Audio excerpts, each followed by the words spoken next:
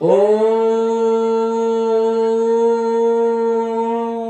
अज्ञानतिमिरान्धस्य ज्ञानाञ्जनशलाकया चक्षुरुन्मीलितं येन तस्मै श्रीगुरवे नमः। ॐ नमो ब्रह्मण्यदेवाय गोब्राह्मणहिताय च जगद्धृताय कृष्णाय गोविन्दाय नमो नमः। सृष्टिस्थितिविनाशानां शक्तिभूते सनातनी गुणाश्रये गुणमयी नारायणी नमोस्तुते। দাপর যুগে কুরুক্ষেত্র মহাযুদ্ধের অব্যবহিত পূর্বে কুরুক্ষেত্র সমরাঙ্গনে দুর্যোধনের বিপুল সৈন্য সমাবেশ দর্শন করিয়া পূর্ণ ব্রহ্ম ভগবান শ্রীকৃষ্ণ অর্জুনের হিতের নিমিত্তে বলিলেন, পরাজয়ায় শত্রুনাং দুর্গাস্তোত্রমুদীরয়াৎ। মহাভারতের বিশ্ব পর্বের 23 নম্বর অধ্যায়ের 2 নম্বর শ্লোক। এখানে গীতার উৎপত্তি। শত্রুগণের পরাজয়ের জন্য দুর্গাস্তোত্র।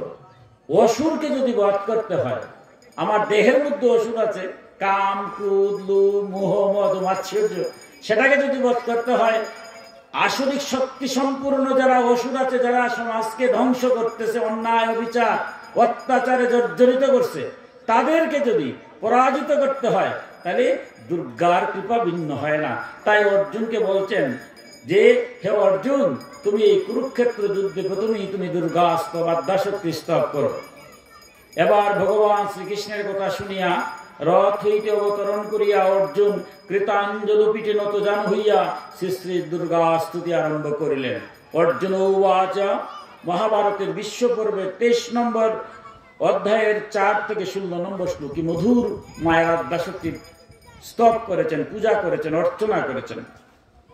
নমস্তে সিদ্ধ সেনানি আর্যে মন্দর বাসিনী কুমারী কালী কপালী কপিল কৃষ্ণ পিঙ্গলে ভদ্রকালী নমস্তেভ্যং মহাকালী নমস্তুতে চণ্ডী চণ্ডে নমস্তেভ্যং তারিণী বরবর্ণিনী কাত্যায়নী মহাভাগে করালী বিজয়ে জয়ে শিকি পুঞ্জ ধ্বজোদ্ধরে নানা ভরণ ভূষিতে অট্টশূল প্রহরণে খর্গ ক্ষেত্রধারিণী ভূপেন্দ্র সাজুজে জ্যেষ্ঠে নন্দ গোপকুলোদ্ভবে।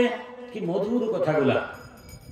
অর্জুন কিভাবে বলছেন? আদ্যাশক্তিকে বলছেন, সিদ্ধ সেনানী হে আর্যে মন্দরবাসিনী কুমারী কালী কপালী কপিলে কৃষ্ণ পিঙ্গলে আপনাকে নমস্কার করি। মা আদ্যাশক্তি বিভিন্ন সময়ে বিভিন্ন ভাবে তিনি আবির্ভূত হন। বলছেন, হে ভদ্রকালী আপনাকে নমস্কার, মহাকালী আপনাকে নমস্কার, চণ্ডী চণ্ডে তারিণী বরবর্ণিনী আপনাকে নমস্কার। কখনো কখনো চণ্ডী, কখনো ভদ্রকালী, কখনো মহাকালী, কখনো কুমারী, বিভিন্ন ভাবে তিনি নাম ধারণ করেন। বলছেন আবার কখনো কাত্যায়নী মহাভাগে করালী বিজয়ে জয়ে ময়ূরপুচ্ছের ধ্বজাধারিণী নানা বরণ ভূষিতে আপনাকে নমস্কার। মহাশুলাস্ত্রে খর্গ মোদকরধারিণী কৃষ্ণানুজে জগৎ প্রাচীনে নন্দগোপ কুলোদ্ভবে আপনাকে নমস্কার। কারণ কি? তিনি নন্দগোপের কুলদেবতা ছিলেন। আমরা সনাতন ধর্মে দেখবেন সবাই এক একজনের কুলদেবতা আছে। কেউ হতো নারায়ণ, আবার নারায়ণের অনেক নাম, কেউ জনার্দন, কেউ কৃষ্ণ, যেভাবে, আবার কেউ দুর্গা, কেউ কালী, এরকম সবারই কুলদেবতা আছেন। নন্দগোপ যেখানে ভগবান শ্রীকৃষ্ণ বড় হয়েছেন, যার স্তন পান করে তিনি মনুষ্য জন্মে লীলা করেছেন, সেই নন্দগোপের কুলদেবতা ছিলেন স্বয়ং আদ্যাশক্তি। তাই বলছে নন্দগোপ কুলোদ্ভবে, নন্দ গোপের কুলদেবতা। এই জন্য তিনি ছোটবেলাতেই স্বয়ং ভগবান শ্রীকৃষ্ণ আমাদের শিখাবার লীলা করেছেন। তো তিনি পূর্ণ ব্রহ্ম, না করলে তো পারতেন, কিন্তু না, জগতের নিয়ম কখনো তিনি ভঙ্গ করেন নাই। যেমন রামচন্দ্র 108টা নীলপদ্ম দিয়ে শরৎকালে পূজা করেছিলেন, কারণ রাবণ বধ করে তার লেগে তো কষ্ট করছিল না, কিন্তু জগতের নিয়ম শত্রু দমন করবেন, তাই তিনি 108টা নীলপদ্ম দিয়ে যেমন রাম করেছেন, স্বয়ং শ্রীকৃষ্ণ এই নন্দগোপের গরো অপরাজিতা 108টা অপরাজিতা দিয়ে তিনি আদ্যাশক্তি মাকে পূজা করেছিলেন। তাই দেখবেন মায়ের পূজাতে পদ্ম আনা হয়, রামের পদ্ম, আর কৃষ্ণ পূজা করেছিলেন দেখবেন অপরাজিতা কুলতাকে। কারণ রাম ও কৃষ্ণ যিনি উভয়ই যার আরাধনা করেছেন, তাই বলছে নন্দগোপ কুলোদ্ভবে। তাই অর্জুনের পরের যে শ্লোকগুলা কি মধুর ভাবে, কি মধুর সুরগুলা, চণ্ডীর যে শ্লোকগুলো আমরা যে শ্লোকগুলা কালী পূজাতে পাঠ করি, দুর্গা পূজাতে পাঠ করি, এগুলো কিন্তু স্বয়ং শ্রীকৃষ্ণ কর্তৃক অর্জুনকে দিয়ে কুরুক্ষেত্র যুদ্ধে সেই শ্লোকের দ্বারা পূজা প্রথম করিয়েছিলেন। তাই কি মধুর শ্লোকগুলা দেখুন।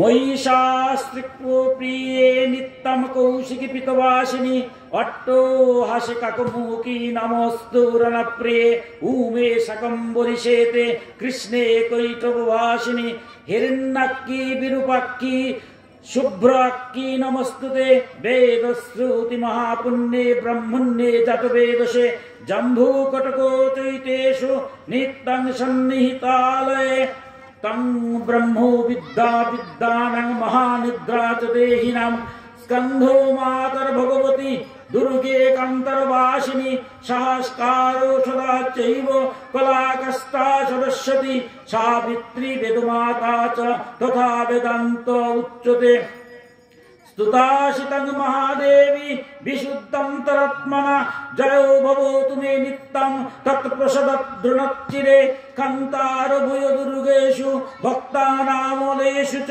नित्यं वसति पाताले युद्धे जयोषि दानवान् तां जम्भूनि मुहिनी च मया ह्रीं स्त्रीस्ततैव च सन्धा प्रभवती चैव सावित्री जननीस्तथा ष्टी पुष्टि दितिदृप्ता चंद्रादित्ता विवर्धिनी भूतिर्भूतिमं शंके विपक्के सिद्धोचारिणी। अर्जुन যখন এইভাবে কুরুক্ষেত্র যুদ্ধে পূজা করলেন, অর্জুনের স্তবে সন্তুষ্ট হয়ে দেবী আদ্যাশক্তি অন্তরিক্ষ গতুর্বাচ আকাশ মার্গে অবস্থান করিয়া বলিলেন, স্বল্পৈনে বতু কালেনা শত্রুং যেষ্যতি পাণ্ডব। হে পাণ্ডব, অচিরেই তুমি শত্রুগণকে জয় করিবে। তুমি হচ্ছে নর, আর নারায়ণ হচ্ছে তোমার সহায়, সুতরাং তোমার সম্মুখে যদি ইন্দ্র আসে সেও দাঁড়াতে পারবে না। তুমি অচিরেই অরাতিগণ অসুরগণকে বধ করে তুমি রাজ্য লাভ করিবে।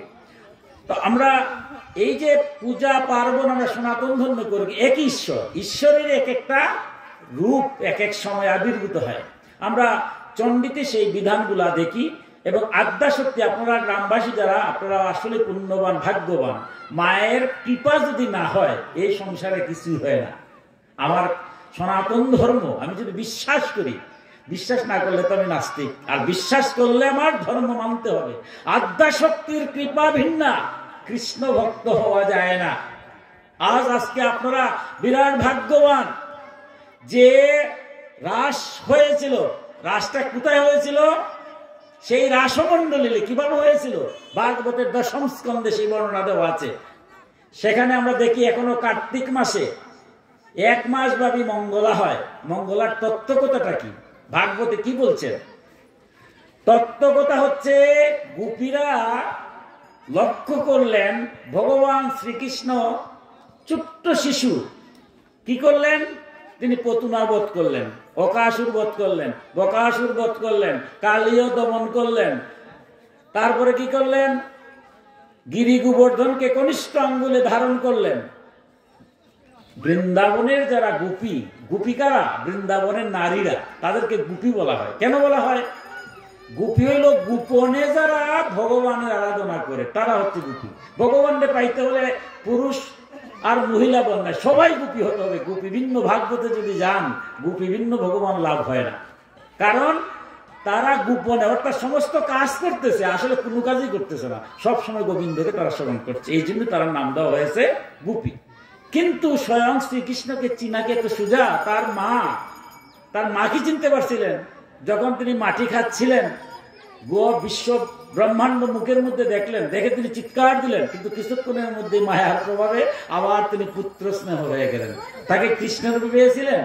কৃষ্ণকে কি চিনা এত সোজা? কৃষ্ণকে পাওয়া তো সহজ।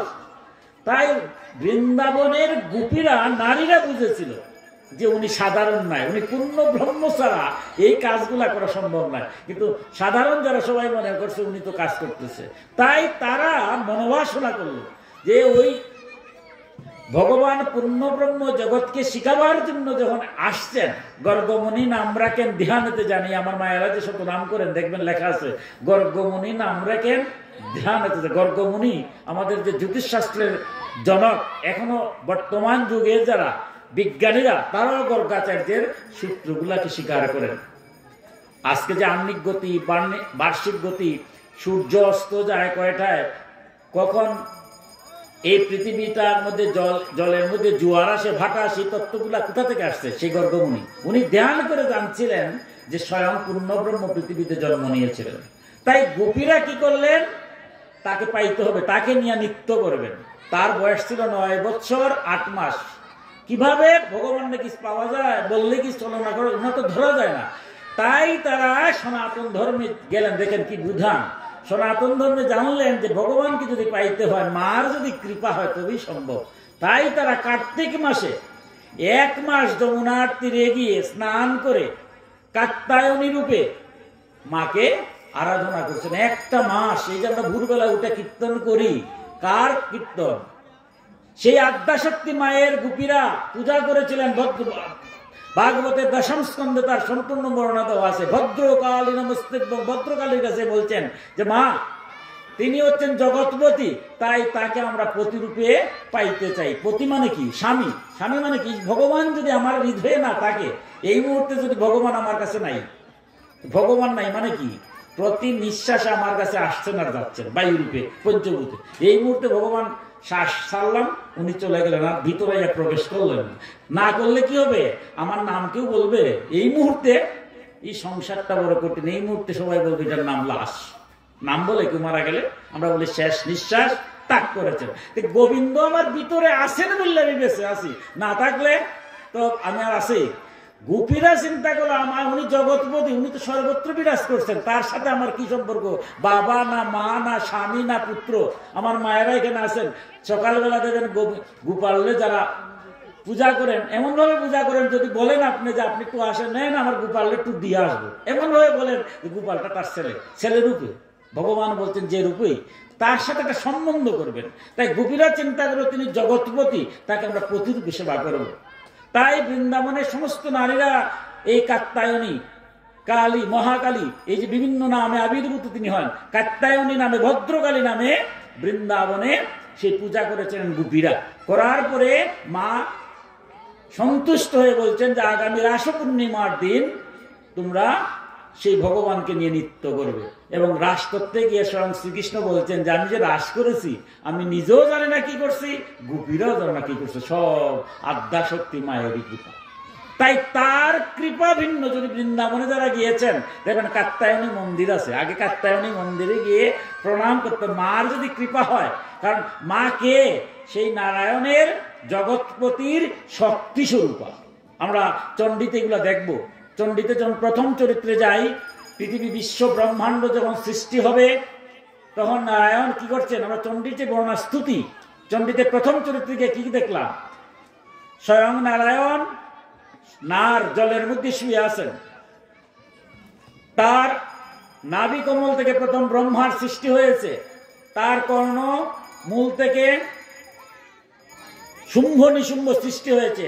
বিশাল দৈত্য শুম্ভ নিশুম্ভকে সৃষ্টি হওয়ার পর ভগবান নারায়ণ জলের মধ্যে শায়িত। বিশ্ব ব্রহ্মাণ্ড তখনও সৃষ্টি হয় নাই, সমস্ত জলমগ্ন। তখন ব্রহ্মাকে হত্যা করার জন্য দাবিত হলো কে? মধুকৈটব। মধুকৈটব যখন দাবিত হলো তখন ব্রহ্মা ভয়ে নারায়ণকে জাগরণ করার চেষ্টা করলেন। আমরা প্রথম দেখি মায়ের আবির্ভাবটা কোথায়? চণ্ডীর প্রথম চরিত্রে। তখন নারায়ণ তো ঘুমিয়ে আছেন। আমরা যদি ঘুমিয়ে থাকি, কেউ যদি ডাক দেয়, উঠতে না পারলে তো আর লাভ হবে না। ব্রহ্মা খালি ডাকছেন, একের পর এক ডাকছেন, কিন্তু কোনো অবস্থাতেই নারায়ণ উঠছেন না। যখন নারায়ণ উঠতেছেন না তখন কি করবেন? এবার ব্রহ্মা চিন্তা করলেন যে নারায়ণ যেহেতু উঠতেছেন না, তাহলে নারায়ণের একটা শক্তি নাই, কারণ শক্তি না থাকলে তোকে উঠতে পারে নাকি। তাই নারায়ণের শক্তিরূপকে তিনি স্তব করেছেন। এই যে চণ্ডীটা শুধু স্তব আর স্তব। কোন মন্ত্রে স্তব করেছেন ব্রহ্মা? আমরা একটু কি মধুর স্তবগুলা একটু দেখি। ব্রহ্মা কোন স্তব করেছেন নারায়ণের? তং সাহা তং সৌদা তং হি বশটুকারম শরত্তিকা সুদাতমকরে নিত্যে ত্রিদা মাত্রাত্মিকা স্থিতা অর্ধৌ মাত্রা স্থিতা নিত্যা চঞ্চর্য বিশেষতা তমেব তং সাবিত্রী তং দেবো জননী পড়া ততৈতৈব দর্জতে সর্বং তৈতৎ সৃজ্যতে জগৎ তৈতৎ পল্লতে দেবী তমৎসন্তে চ সর্বদা বিসৃষ্টৌ সৃষ্টিরূপা তং সৃষ্টিরূপা চ পালনে তথা সংহৃতিরূপান্তে জগতৈশ্য জগৎময়ী মহাবিদ্যা মহামায়া মহামেধা মহাস্মৃতি মহামূহ চ ভবতী মহাদেবী মহাসুরী। কি মধুর বিশ্লেষণ! ব্রহ্মা যখন স্তব করছেন, ওই স্তব করার পরে নারায়ণের প্রথম আমরা আদ্যাশক্তি কোথায় দেখি? সৃষ্টিতত্ত্বে ঋগ্বেদে আর চণ্ডীর প্রথম চরিত্রে। যখন ব্রহ্মা স্তব করেছেন, এবার নারায়ণের চক্ষু, মুখ এবং বক্ষ থেকে একটা জ্যোতি প্রকাশ হলো। সেই জ্যোতি একত্রিত হয়ে যে দেবী আমরা দেখলাম, সেই দেবী হচ্ছেন কালী দেবী, যার কোনো রং নাই। কালী, যার কোনো রং দিয়ে তাকে আটকানো যায় না। সেই দেবী যখন জাগ্রত হলেন, ব্রহ্মাকে বললেন অচিরেই নারায়ণ জাগরিত হবেন এবং দৈত্য দুইটিকে বধ করবেন। এবং সাথে সাথে দেখা গেল নারায়ণ জেগে উঠলেন। জেগে উঠার পরে দৈত্যদের সাথে বিশাল যুদ্ধ হলো। সেই যুদ্ধে নারায়ণ দুই অসুরকে বধ করার পরে তার মেদ থেকে পৃথিবী, মানে 4 ভাগ জলের মধ্যে 1 ভাগ মাত্র আমরা মেদ, মানে মেদিনী, তাদের যে মেদ, এই মেদ থেকে মেদিনী মানে পৃথিবীর সৃষ্টি হলো। ধীরে ধীরে বিভিন্ন প্রাণের সৃষ্টি হলো। তো আমরা আদ্যাশক্তিকে প্রথম দেখলাম চণ্ডীর এই প্রথম চরিত্রে, ব্রহ্মার স্তবে তিনি আবির্ভূত হলেন। আমরা এরপরে যে মধ্যম চরিত্র মহিষাসুর বধ, আমি অতি সংক্ষেপে এগুলো আলোচনা করছি, কারণ বিশাল বিস্তারিত বর্ণনা চণ্ডীতে সময় থাকবে না। মহিষাসুর বধে গিয়ে দেখলাম তিনি কি বলছেন, কি মধুর কথা। মহিষাসুর বধে বলছেন আমার কোনো আকার নাই। তিনি যে দেবী মাহিত্রীকে বলছেন যে আমি নিরাকার, যার আকার নাই তাকে কি আকার দেওয়া যায়? বিশ্ব ব্রহ্মাণ্ডে যিনি পরিব্যক্তি, তাহলে তার আদি নাই, তার অন্ত নাই। তবে তিনি বলছেন যখনই দেবতাদের প্রয়োজন হয়, জগতের কল্যাণ হয়, তখনই আমি আবির্ভূত হই। যখনই প্রয়োজন তিনি আবির্ভূত হন, আর নিলে তিনি অন্তহিত থাকেন। ব্রহ্মা যখন বিপদে পড়েছেন, তিনি আবির্ভূত হয়েছেন। মহিষাসুর যখন বরপ্রাপ্ত হলো, স্বর্গ দখল করে নিল, তখন মহিষাসুরের ভয়ে দেবতারা স্বর্গরাজ্য ত্যাগ করল। তখন তারা কি করবে?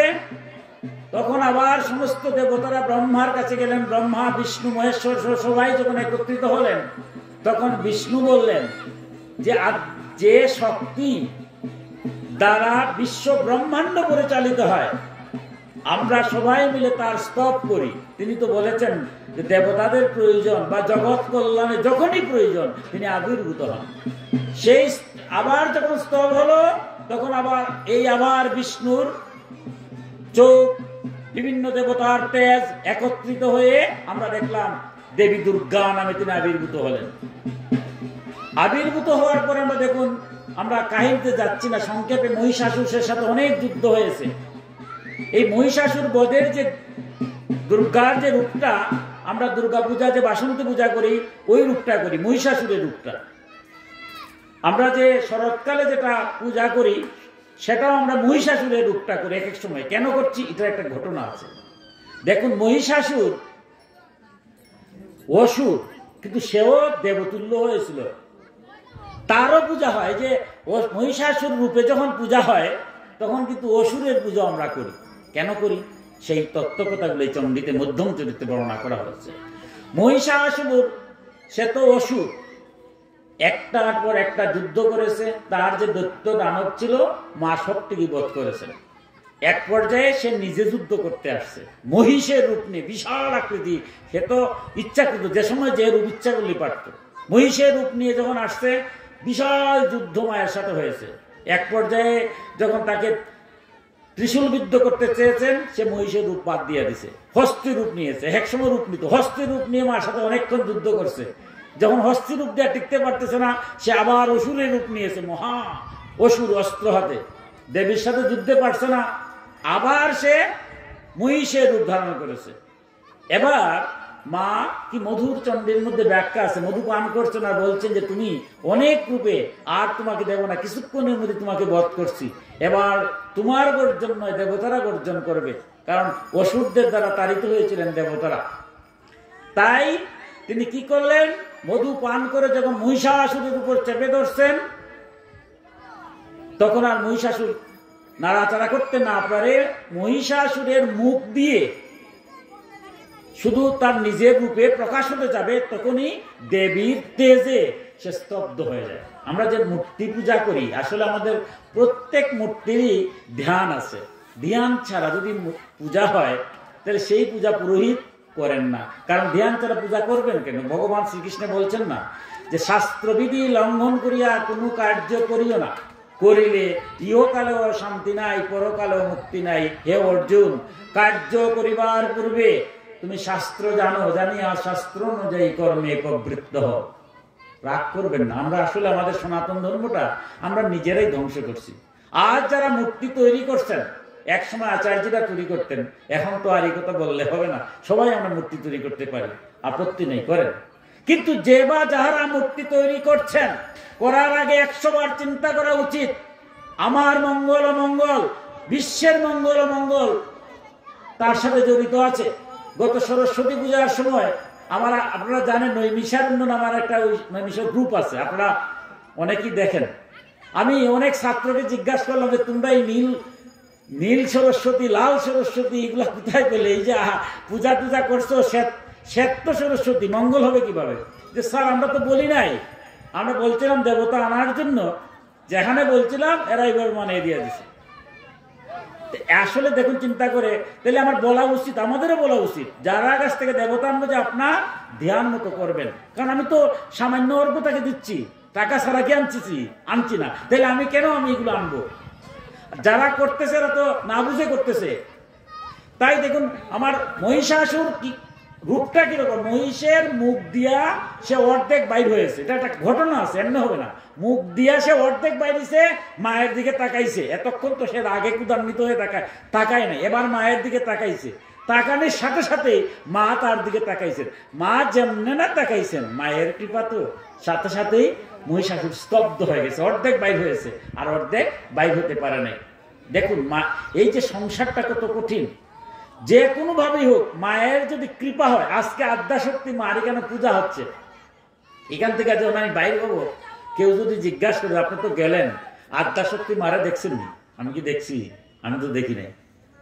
তো এখন বলবে কেউ যে আপনি যে গেলেন, বা আরো যারা গেলেন বা পূজা করলেন সবাই মিল্লা, ঠিক আছে, তো আদ্যাশক্তিকে দেখছেনি? কেউ তো দেখে নাই। আপনার মতো আমি যাই নাই, আমি দেখি নাই। অত আপনার যাওয়া বা পূজা করা আর আমার না যাওয়া বা পূজায় অংশগ্রহণ না করা তো এক কথাই, আসলে তো ঠিকই। আমার মতো প্রথম তো তাই বুঝবে। কিন্তু আপনারা যারা ভক্ত, আপনাদের ভক্তের কথা ভাগবতে কি মধুর হয়ে বলা হয়েছে। ভক্ত কি উত্তর দিচ্ছে জানেন? ভক্ত বলছে, দেখো ভগবান কি বলছেন।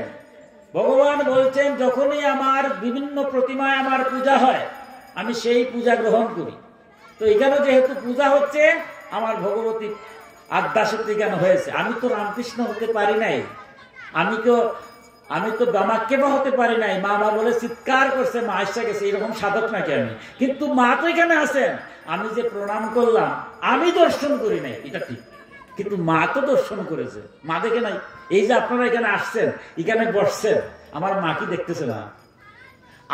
তাহলে বলতেছে, ভক্ত কি বলছে, তুমি যে যাও নাই মা দেখছে, তুমি যে অংশগ্রহণ করো নাই তাও দেখছে। যারা এখানে অংশগ্রহণ করছে বা সহযোগিতা করছে, মা দেখছে। আমার মাতৃদর্শনের প্রয়োজন নাই, মা আমারে দর্শন করলেই হবে। এই কথাটা কোথা থেকে আসছে? আমার দেখার প্রয়োজন নাই, মায় দেখলাম সেই মহিষাসুর বধে। কারণ অসুর মহিষাসুর সে মার দিকে যখন তাকাইছে, মা এবার তার দিকে হেতো শুল দিয়ে তিনি বিদ্ধ করবেন, ঠিক এই মুহূর্তে মা তার দিকে তাকাইছেন। তাকানি মাত্রই কি ঘটনা ঘটলো দেখুন। মা তাকাইলে কি হয়, মা যেমনি তাকাইছেন এমনি তার আসরিক শক্তিগুলা নিষ্পেষিত হয়ে গেছে। অসুরের শক্তি কি? 6টা শক্তি, 6টা গুণ। যার এই গুণ থাকবে সে হইল অসুর। এখন যদি আমার ভিতরে থাকে আমিও অসুর। সুর আর অসুরের মধ্যে পার্থক্য কি? আমরা এই মনুষ্য জন্মে আসছি, অসুরের গুণ নিয়ে কিন্তু জন্ম হয়। আমার সনাতন ধর্মে কঠিন তত্ত্বগত আমরা যারা মনুষ্যকুলে আসছি বলছে অসুরের গুণ নিয়ে আমরা জন্মাই। তাই পশু আর মানুষের মধ্যে পার্থক্য নাই। পশু খায় দায় ঘুমায় মৈথুন কর্ম করে, মানুষও খায় দায় ঘুমায় মৈথুন কর্ম করে। পশু জন্মের পর মৃত্যু পর্যন্ত সে পশুই থাকে। আর মানুষ পশুর মতো জন্ম নিয়ে মনুষ্যত্ব অর্জনের মাধ্যমে সে মানুষ হয়। আর না হলে মানুষ বলে যে অমুক প্রফেসর, অমুক ইঞ্জিনিয়ার, অমুক কোটিপতি, তার মা বাপরি খাওয়ায় না, এ মানুষ নাকি? লেখাপড়া করলে কি মানুষ হওয়া যায়? তাহলে কি বলতো মানুষ? তাহলে বুঝা গেল আমি সার্টিফিকেট নিলাম, বড় চাকরি করলাম, প্রফেসর হইলাম, ইঞ্জিনিয়ার হলাম, হলেই মানুষ হওয়া যায় না। মানুষ তো এখনো বলে আরে বাদ দাও, এ কি লেখাপড়া করে, তার মা বাপরি খাওয়ায় না, মানুষ নাকি? তার মানে কি সে পশু? তাই আমার দেহের মধ্যে পশুত্ব, মার যদি কৃপা হয় পশুত্বটা যাবে, আমি দেবত্বে উন্নীত হব। তাই বিবেকানন্দ বলছেন যা মানুষকে, পশুকে মানুষে আর মানুষকে দেবত্বে উন্নীত করে তার নাম হচ্ছে ধর্ম। ধর্মটা কি? আমাদের গুরু যারা আছেন, যারা মহাপুরুষরা আছেন, আমরা নিত্যানন্দ মহাপ্রভু এরা পূজা করছি, এরা তো মনুষ্যকুলে আসছে, জন্ম নিচ্ছেন না, তারা মানুষ ধর্মের চূড়ায় তারা দেবত্ব উন্নীত করছেন। আর আমরা যারা অসুরের গুণ নিয়ে অর্জন করেছি, সেই গুণগুলাকে যদি বাদ দিতে পারি তবে আমরা মানুষ হব। তাই মহিষাসুরের যে 6টা গুণ, যে 6টা গুণ নিয়ে আমরা জন্ম নিয়েছি, আমার মধ্যে 6টা গুণ, এই যে ধর্ম করি, পূজা করি, পার্বণ করি, তিলক দেই, মালা পরি, ধুতি পরি, এগুলো সব বহিরাঙ্গ। আমি পূজা পার্বণ যজ্ঞ অনুষ্ঠান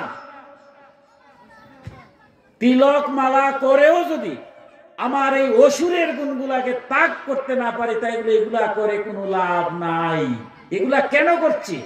আমার গুরু মালা দিয়েছেন, বলছেন মালা দিলাম, এই মাথায় তো সব চিন্তা করে। এই যে ভালো কাজ করতেছেন, কে চিন্তা করছে? মাথায়। অত মাথা দিয়ে এখন থেকে আর খারাপ চিন্তা করা যাবে না, কারো ক্ষতি করা যাবে না। কারণ মানুষের মঙ্গলই ধর্ম, সমাজের কল্যাণই ধর্ম। অকল্যাণ চিন্তা যেন তোমার মাথা দিয়ে আসে না। তাই তিনি মালা দিয়ে বেঁধে দিলেন। তিলক দিলাম, আমার মতো ওরকম সারাদিন তো হিংসা নিন্দা বিদ্বেষ তো আসি, তখন আপনারা কেন আসলাম তিলক দিয়া দিলেন? অন্তত তিলক যতক্ষণ আছে এতক্ষণ তো মনের মধ্যে একটা ভয়, রে বাবা এখন যদি হিংসা বিদ্বেষ করি তাহলে তো উপায় নাই। যারা ভক্ত সবসময় তিলক দেয়, সবসময় চিন্তাই করে। এই যে পূজা করে, যজ্ঞ করে, অনুষ্ঠান করছি, কেন করছি? মানুষের মধ্যে হিংসা থাকবে না, নিন্দা থাকবে না, দলাদলি থাকবে না। আমাদের অসুরের 6টি গুণ আমরা যেন পরিত্যাগ করি। কোনটা? কাম, ক্রোধ, লোভ, মোহ, মদ এবং মাৎসর্য। এই মহিষাসুর এই 6টা গুণের কারণেই সে দেবতার সাথে যুদ্ধ করেছে। কিন্তু মা যেমনে তার দিকে দৃষ্টি দিয়েছেন, এবার তার 6টা গুণ দূরীভূত হয়েছে। দূরীভূত হওয়া দেখুন কি হয়।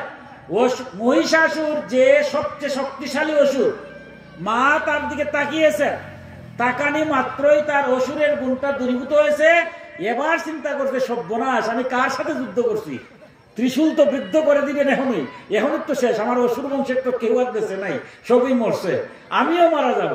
এবার কিন্তু মারে তো দেখলাম, এবার কি মধুর স্তব চণ্ডীতে মহিষাসুর বলতেছে, মা গো তুমি না জগৎ জননী, জগতের জননী যদি হয়ে থাকো তুমি, তো তুমি দেবতারও জননী, আমার মতো অসুর যারা আছে তারও তো জননী। তাহলে মার সন্তান যদি একটা শয়তান হয়, দুষ্ট হয়, মা কি ত্যাগ করে? আমরা জাগতিক নিয়মে দেখুন, একটা সন্তান খুব খারাপ, এই খারাপের কারণে বহুবার চেষ্টা করে পারে নাই, বাবা ঘর থেকে বাইরে করে দিল, যা তুই আর ঘরে ঢুকবে না। মাকে বললো যে এরে আর ঘরে ঢুকাইলে তোমারে ঘর থেকে বাইরে করে দেবে। সব ঠিক আছে, দেখা গেল ভোর 4টার সময় এসে মা মা বলে যদি ডাক দে সন্তানটা, এবার কি মা বাবার আদেশ মান্য করবে? কারণ ওই সন্তানটার সাথে মায়ের হচ্ছে নারীর সম্পর্ক। এই সংসারে আমরা কুপুত্র হতে পারি, কুকন্যা হতে পারি, কুসন্তান হতে পারি, কিন্তু কুমাতা হয় না, কারণ সন্তানের সাথে নারীর টান। তাই এই মা রাত্রিবেলা বাবাকে লুকিয়ে মা ডাক দেওয়া মাত্রই কি হয়, ওই ছেলেটাকে নিয়ে আসে, নারীর টান। সে শত খারাপ।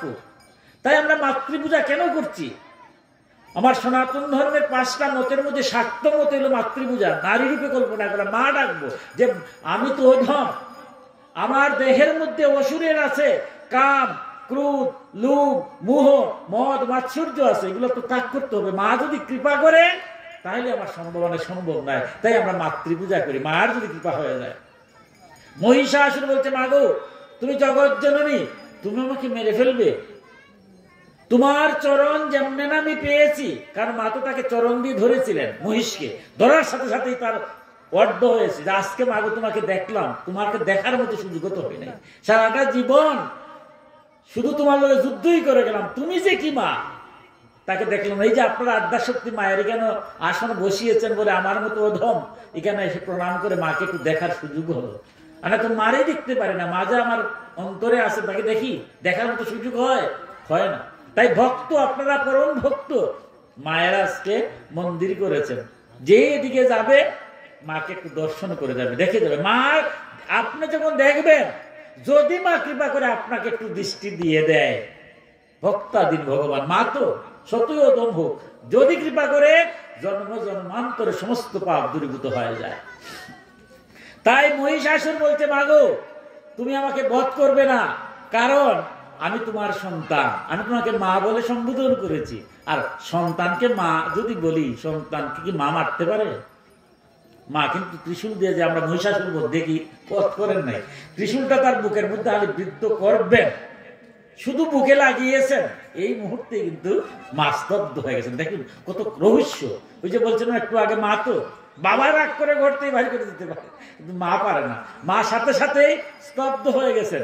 এবার মহিষাসুর বলছে, মাগো আমার মধ্যে যে গুণ ছিল আমার, এটি তো আমার দোষ, অসুরের যেটা গুণ এটি তো বুঝে না, তো তাই সে দোষ। কিন্তু মার কৃপায় বলছে, আমার যে গুণ, কাম, ক্রোধ, লোভ, মোহ, মদ এবং মাৎসর্য, যে ষড়রিপু তোমার চরণ আমি দিয়ে দিলাম।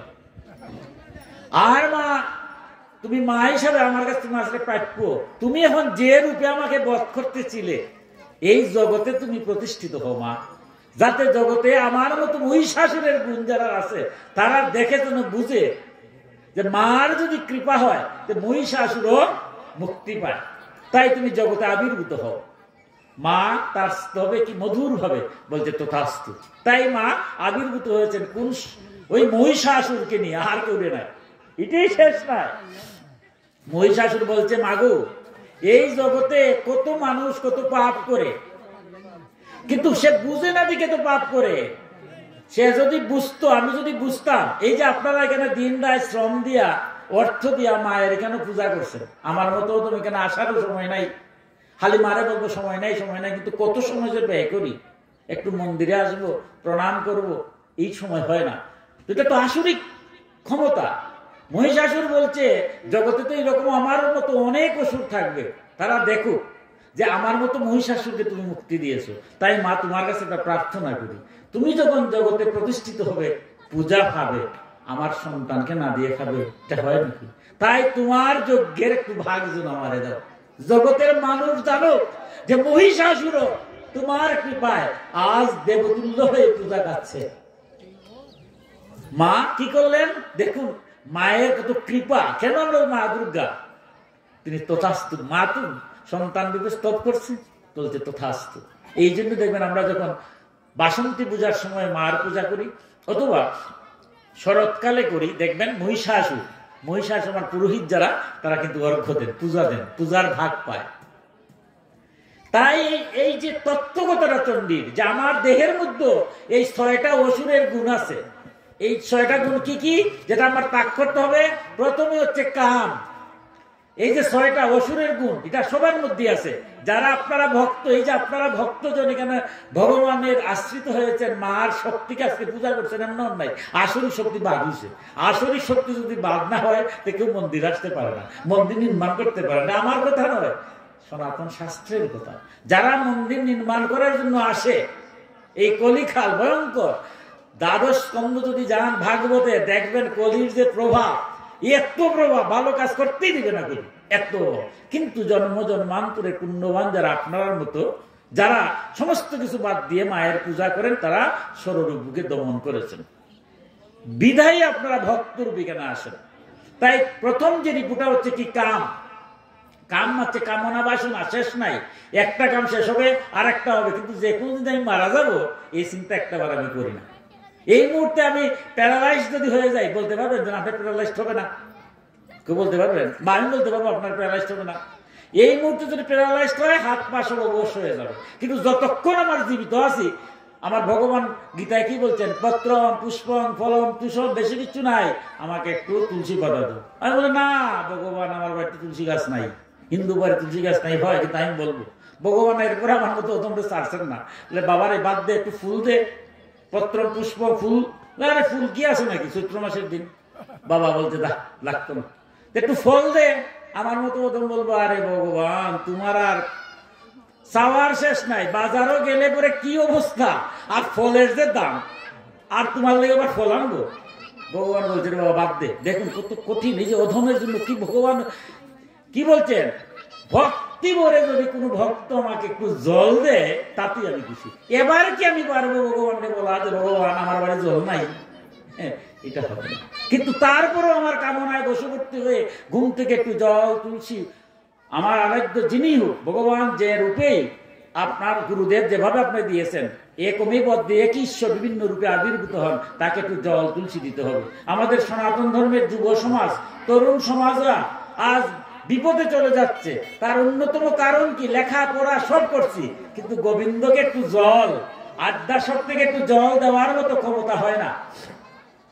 তাই একটু জল দিতে হয়, কামনাটা যেন এরকম হয়। আপনারা ভক্তরা সকল কাজের মধ্যে আপনারা সময় পান, এর মধ্যে গোবিন্দকে ডাকছেন, মা আদ্যা শক্তির পূজা করছেন। আমরাও যেন যে সময় পাই, সময়ের মধ্যে যেন এই যে কেন অনেক আমার কাকু আছেন, অনেকেই তো আমি চিনি, সারাদিন ব্যস্ততা, তার মধ্যেও ভগবান ডাকার সময় হয়, কিন্তু আমারও তোমার হয় না কেন? তাই কামনাটা যেন এরকম হয়, ভক্তের মতো হয়। কাম ক্রোধ, ক্রোধটা হচ্ছে জ্ঞান বহির্ভূত রাগ। রাগ হতে পারে সংসারে, কিন্তু যেন রাগটা জ্ঞান বহির্ভূত না, এটা অসুরের কথা। অসুরের ক্রোধ থাকে, আমার মধ্যে যেন ক্রোধ না হয়। তাই ভগবানের প্রার্থনা করি, ক্রোধ যেন সংবরণ করি। কাম ক্রোধ লোভ, লোভের বশবর্তী হয়ে আমরা জগতে যত অনাচার অত্যাচার অবিচার সবই করি, সব জায়গাতে লোভ। লোভটা আমার ত্যাগ করতে। কিসের লোভ, কিসের সম্মান? এই মুহূর্তে মারা গেলে কেউ মারা যাবো না গো বলতে পারবে? এই মুহূর্তে দেহ নাকি কি হবে, পঞ্চভূতে আবার অগ্নিতে দাহ হয়ে যাবে, শেষ হয়ে যাবে। তাই লোভটা সংগ্রহ করতে হয়। কাম ক্রোধ লোভ মোহ, বুঝেও বুঝি না, ভালো কাজ করবো কিন্তু না ভালো কাজে যাবো না, মন্দ কাজ করবো না মন্দ কাজ করবো, এই যে মোহগ্রস্ত, এটা থেকে আবার বাদ দিতে হয়। মদ, অহংকার, আমি জন্মেছি বড় করে, ধনী করে, জ্ঞানী করে, জ্ঞানের অহংকার থাকে। ভাগবতে বলছে, কিন্তু যখনই আপনি অহংকার করবেন আপনার ধ্বংস অনিবার্য। অহংকার শূন্য হতে হবে। আমার মহাপ্রভু কি বলছেন, বিপ্র বিপ্র নহে যদি কৃষ্ণ তেজে, চন্ডাল চন্ডাল নহে যদি কৃষ্ণ ভজে, যেই বোঝে সেই বড় অভক্তহীন চারো, কৃষ্ণ ভজন নাহি জাতি কুলাদি বিচার। ভগবানের যে সেবা করে সেই শ্রেষ্ঠ। সুতরাং অহংকার শূন্য হয়ে জগতের কল্যাণার্থে যেন আমি কাজ করি। এমন আমার কথা বাক্য কথা যাই কিছু বলি, আমি যেন কারো ক্ষতিকর হয়ে দাঁড়াই না, সমাজের জন্য ক্ষতি হয় না। আর মাৎসর্য হচ্ছে পরশ্রীকাতরতা, পরের ভালো লাগে না, পরনিন্দা, পরচর্চা। কিন্তু সনাতন শাস্ত্রে বলছে যে না, পরের নিন্দা করা দরকার না, এটা দেখার বিষয় না। নিজের নিন্দা করবে, আত্মসমালোচনা, আত্মবিশ্লেষণ, আত্মসংশ্লেষণের মধ্যে আত্মশুদ্ধি। সকালবেলা উঠলাম, রাত্রিবেলা ঘুমাতে গেলাম, ঘুমাতে যাওয়ার পরে ঘুম থেকে উঠার পর থেকে ঘুমানি পর্যন্ত আমি কারোর সাথে খারাপ ব্যবহার করছি কিনা। কারণ আমার ভগবান দুইটা পা দিয়েছে, দুইটা হাত দিয়েছে, কিন্তু মুখ দিয়েছে একটা, মুখটা ভয়ঙ্কর, ব্রহ্ম বাক্য হয়, আবার এই মুখ দ্বারাই তিরস্কার হয়, অহংকারে মত্ত হয়। তাই কাউকে যেন আমরা আঘাত করি না। প্রতিটা মানুষের মধ্যে ভগবান আছেন। আমার সনাতন ধর্মে কত কঠিন কথা বলছে যে মন ভাঙ্গা মন্দির ভাঙ্গার চেয়েও ভয়ঙ্কর। এই কথাটা আমরা শুনি, কিন্তু কথাটার ব্যাখ্যা ভাগবতে কিভাবে করেছে জানেন? কি মধুর ব্যাখ্যা এগুলা, প্রতিটা ব্যাখ্যা আছে। কেন বলছে মন্দির ভাঙ্গা মহাপাপ? এই কথাটা শোনা মাত্রই আমার পাপ হয়, কিন্তু মন ভাঙ্গা বলছে তার চেয়ে বড় পাপ। কেন বলছে? যে এই যে মন্দির আপনারা তৈরি করলেন, এখানে এই মন্দির কে তৈরি করছে? মানুষ তৈরি করেছে। রড, সিমেন্ট, বালু এগুলো দিয়ে মন্দির তৈরি হয় নাই। এই মন্দিরে আমরা ধূপ বাতি সব জ্বালিয়ে দিচ্ছি, ভগবান এখানে আছেন। সুতরাং সেই মন্দির ভাঙ্গা মহাপাপ। কিন্তু বলছে মনটা কোথায়? আমার ভগবান কি বলছেন? আমি প্রত্যেকের মধ্যে আছি, হৃদয়ের মধ্যে। কার মধ্যে তিনি নাই? আপনার মধ্যে ভগবান নাই? আপনার মধ্যে ভগবান আছে দেখি তো আপনি বেঁচে আছেন, আমার মধ্যে ভগবান আছে দেখি তো আমি বেঁচে আছি। প্রতিটা মানুষের হৃদয়ের মধ্যে স্বয়ং শ্রীকৃষ্ণ অবস্থান করছেন। তাইলে আমি যখন কোনো মানুষকে আঘাত করবো, সরাসরি কি শ্রীকৃষ্ণকে আঘাত করা হয় না? তাইলে মানুষের কল্যাণ করাই আমার ধর্ম, মানুষের অকল্যাণই হচ্ছে অধর্ম। তাই কত কঠিন কথা বলছে যে কোনো মানুষকে আঘাত করা যাবে না, মানুষের নিন্দা করা যাবে না। আমি আত্মসমালোচনা করব, রাত্রি ঘুমাবার সময় ভালো কার্য করব, মন্দ কার্য ত্যাগ করব।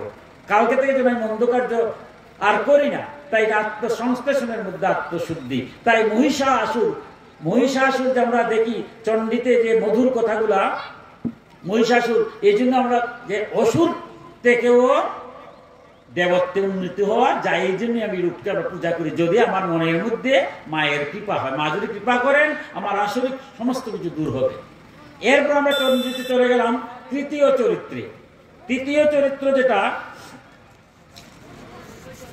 তৃতীয় চরিত্রটা হচ্ছে আমরা এই কালী মায়ের উৎপত্তিটা আমরা পাই কিভাবে, যে কালী রূপে তিনি যে আবির্ভূত হলেন।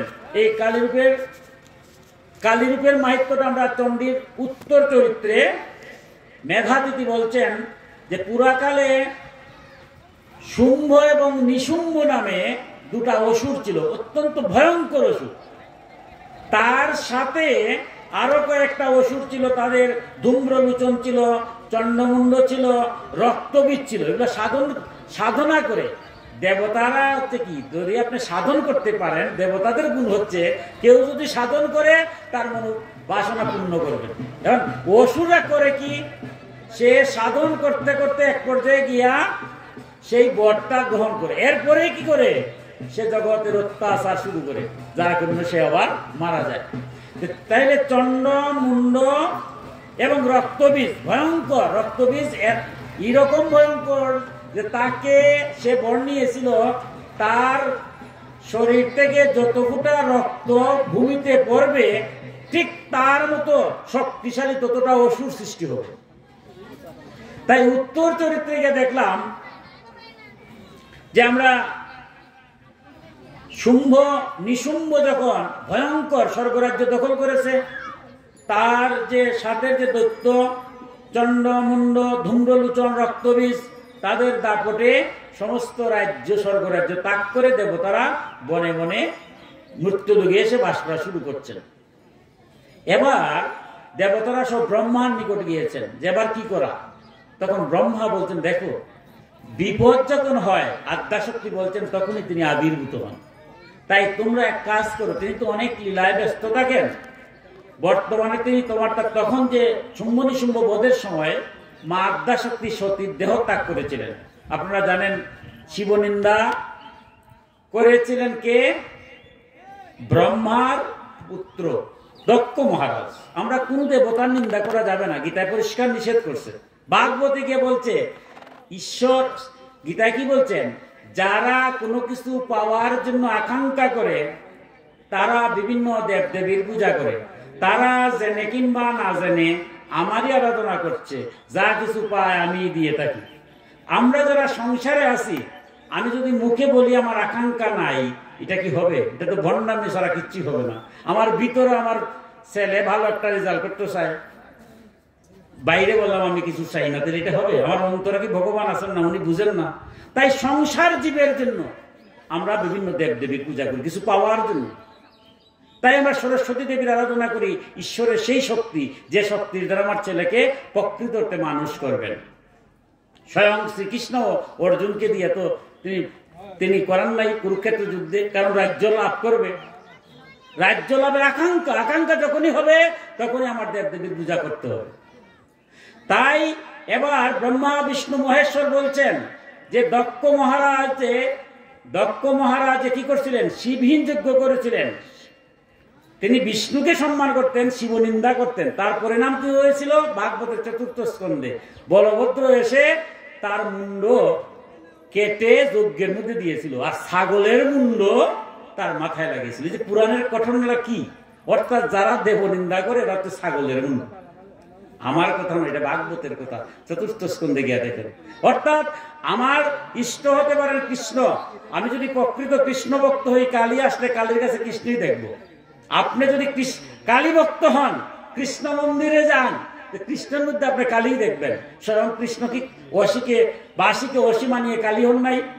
কৃষ্ণ কালী যে হয়েছিলেন একই ঈশ্বর। তাই আমরা কোন রূপকে আমরা নিন্দা করব না। নিন্দা কে করে? দক্ষ মহারাজ, যার মাথা এখনো আছে। আমরা পুরাণে, ভাগবত পুরাণে এটা হলো ছাগলের মুন্ড বসাইছে। অর্থাৎ তত্ত্বজ্ঞান হয়ে জানে না, বলে না ছাগলের মুন্ড। তাই সতী সেদিন দেহত্যাগ করেছিলেন। দেহত্যাগ করার পরে আবার তিনি আবির্ভূত হয়েছিলেন কোথায়? হিমালয়। চেয়েছিলেন তার কন্যা রূপে যেন তিনি আদ্যাশক্তি মায়ের আরাধনা করেছিলেন, যে তার কন্যা রূপে পান। তাই তিনি কি নামে? হর পার্বতী বলি, পার্বতী না রূপে তিনি আবির্ভূত হয়েছিলেন। কোথায়? হিমালয়ে। তাই ব্রহ্মা বিষ্ণু মহেশ্বর বলছেন যে এখন আবার আদ্যাশক্তির কাছে যাও। তিনি হিমালয়ে পার্বতী রূপে, হিমালয় করে পার্বতী রূপে আছেন। তাই দেবতারা, আমরা দেখলাম চণ্ডীর উত্তর চরিত্রে দেবতারা কি করলেন? দেবতারা হিমালয়ের মন্দাকিনী নদীর তীরে এসে মা পার্বতীর, অর্থাৎ আদ্যাশক্তি, সেই পার্বতীর তারা স্তব করেছেন। দেখুন এই যে স্তবগুলো কিন্তু চণ্ডীর যে বিষয়গুলা, কিছুক্ষণ কথা আলোচনা, এরপরে শুধু স্তব, শুধু প্রার্থনা মাকে। অর্থাৎ মারে যদি প্রার্থনা করি, মাকে যদি ডাকি, মাকে যদি বারবার ভক্তি দেই, মাকে যদি বারবার ব্যাকুল হয়ে কথা বলি, প্রার্থনা কি? সংস্কৃতে কথা আমরা বাংলায় বলি। বাংলায় যদি মাকে ডাকি, মাকে যদি প্রাণ খুলে ভক্তি দেই, মা সেই ডাকটা শুনে। এটি হচ্ছে চণ্ডীর মূল তাৎপর্য। তাই দেবতারা এবার কি করছেন? মন্দাকিনীর তীরে এসে পার্বতী, তিনি তো পার্বতী রূপে এখন আছেন, তাই পার্বতী রূপে পার্বতীর স্তব করছেন শুম্ভ নিশুম্ভকে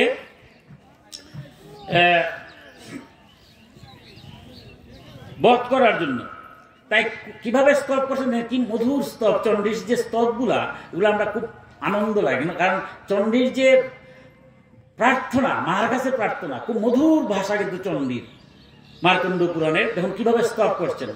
দেবাউচ নমো দেব্যৈ মহাদেব্যৈ শিবায় শতদং নমঃ। নমো প্রকৃতিयै ভদ্রাयै নিয়তা প্রণতা শোতাম। रुद्रायै नमो नित्यायै गर्जै दत्रै नमो नमः। जिस्नायै चिन्दरूपिण्यै शुकै नमः। कल्याणै प्रणता वृद्धै सिद्धै कुर्म नमो नमः। नैऋत्यै भूभृतां लक्ष्मै सर्वन्नेते नमो नमः। दुर्गायै दुर्गपालायै शारायै सर्वकारिण्ये खट्टै ततैव कृष्णायै धूम्राय नमः। अति सम्मादि रुद्रायै नमस्तस्यै नमो नमः। नमो जगत प्रतिष्ठायै देव्यै कृत्यै नमो नमः। जा देवी सर्वभूतेषु विष्णुमयेति शब्दिता नमस्तस्यै नमस्तस्यै नमस्तस्यै नमो नमः। जा देवी सर्वभूतेषु चेतनत्वविधीयते नमस्तस्यै नमस्तस्यै नमस्तस्यै नमो नमः। जा देवी सर्वभूतेषु बुद्धिरूपेण संस्थिता नमस्तस्यै नमस्तस्यै नमस्तस्यै नमो नमः। जा देवी सर्वभूतेषु निद्रारूपेण संस्थिता नमस्तस्यै नमस्तस्यै नमस्तस्यै नमो नमः। जा देवी सर्वभूतेषु क्षुधारूपेण संस्थिता नमस्तस्यै नमस्तस्यै नमस्तस्यै नमो नमः।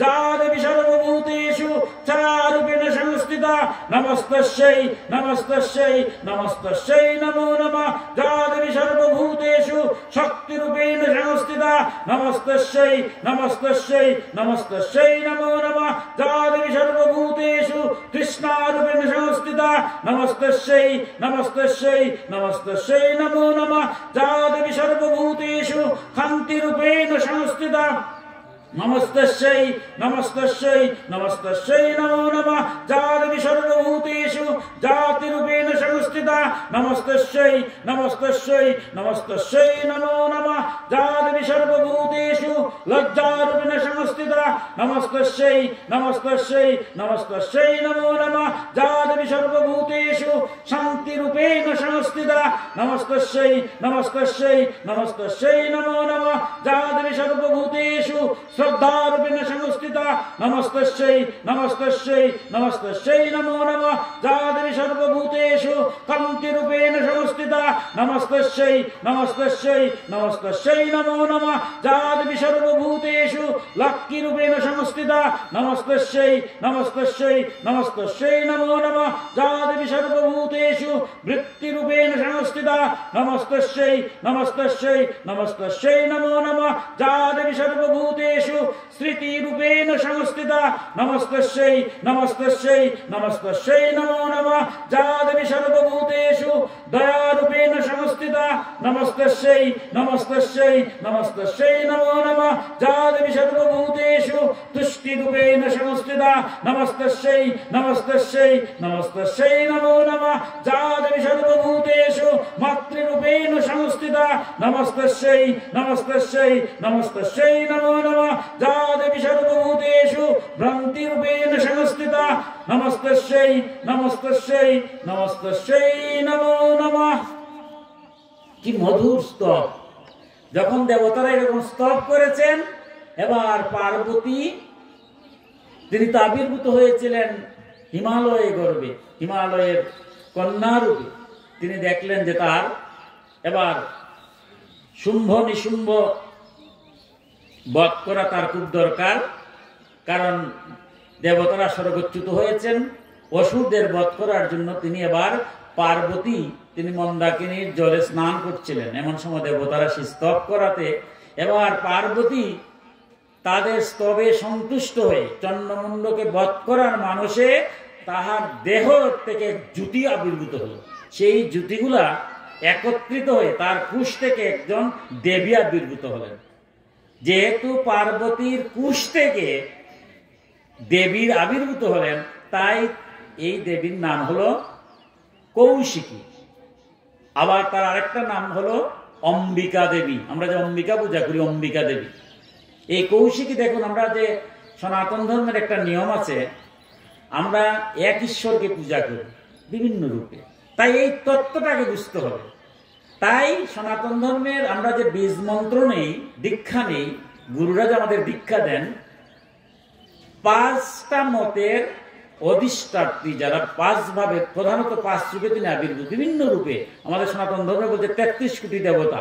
33 কোটি হচ্ছে সংস্কৃত শব্দ, কোটি হলো প্রকার, 33 প্রকারের। অর্থাৎ ভগবানও বিভিন্ন রূপে আবির্ভূত হয়েছেন 33 প্রকারে। কোটি বলতে বাংলায় কোটি নয়, সংস্কৃত কোটি, বাংলায় হচ্ছে প্রকার।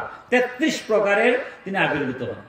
তো 33 প্রকারের মধ্যে প্রধানত 5টায় বিভক্ত হয়েছে। এই 5টার মতে আমরা কোন কোন মত? যারা গণেশের আরাধনা করেন তারা গাণপত্য। তাই দেখবেন আজকে কালী পূজা হচ্ছে, পঞ্চদেবতার পূজা হবে আগে। বিষ্ণু পূজা হবে, পঞ্চদেবতার পূজা হবে। যে কোনো পূজা, পূজা মানেই পঞ্চদেবতার পূজা। পঞ্চদেবতার পূজা ছাড়া কোনো পূজা হবে না। এর অর্থটা কি? আমার মায়েরা দেখবেন 5টা নবীত না দিলেও একটা নবীদের মধ্যে 5টা ভাগ করে দেন। অর্থাৎ আমার আগে তত্ত্ব জানতে হবে। অর্থাৎ আমি যে আমার গুরুদেব আমাকে যে ইষ্ট দিয়েছেন সে আমার ইষ্ট, বাকিরা হচ্ছেন দেবতা। সুতরাং ভগবানের এক একটা রূপ, প্রতিটা রূপের প্রতি আমি শ্রদ্ধাশীল। আমি রূপের প্রতি যদি শ্রদ্ধাশীল না হই, ভগবানকে যদি বুঝি না, তাহলে ভগবানের পূজা কোথা থেকে করবো? তাই যারা গণেশের আরাধনা করেন তারা গাণপত্য। এই 5জন দেবতার একজন হচ্ছে গণেশ। যারা সূর্যের আরাধনা করেন তারা সৌর। আমাদের সনাতন ধর্মের বিশাল একটা অংশ আছে সৌর, সূর্যের আরাধনা করেন। তাই 5 দেবতার একজন হচ্ছেন সূর্য। যারা বিষ্ণুর আরাধনা করেন তারা বৈষ্ণব, 5 জনের একজন হচ্ছেন বিষ্ণু। যারা শিবের আরাধনা করেন তারা শৈব, 5 জনের একজন হচ্ছেন শিব।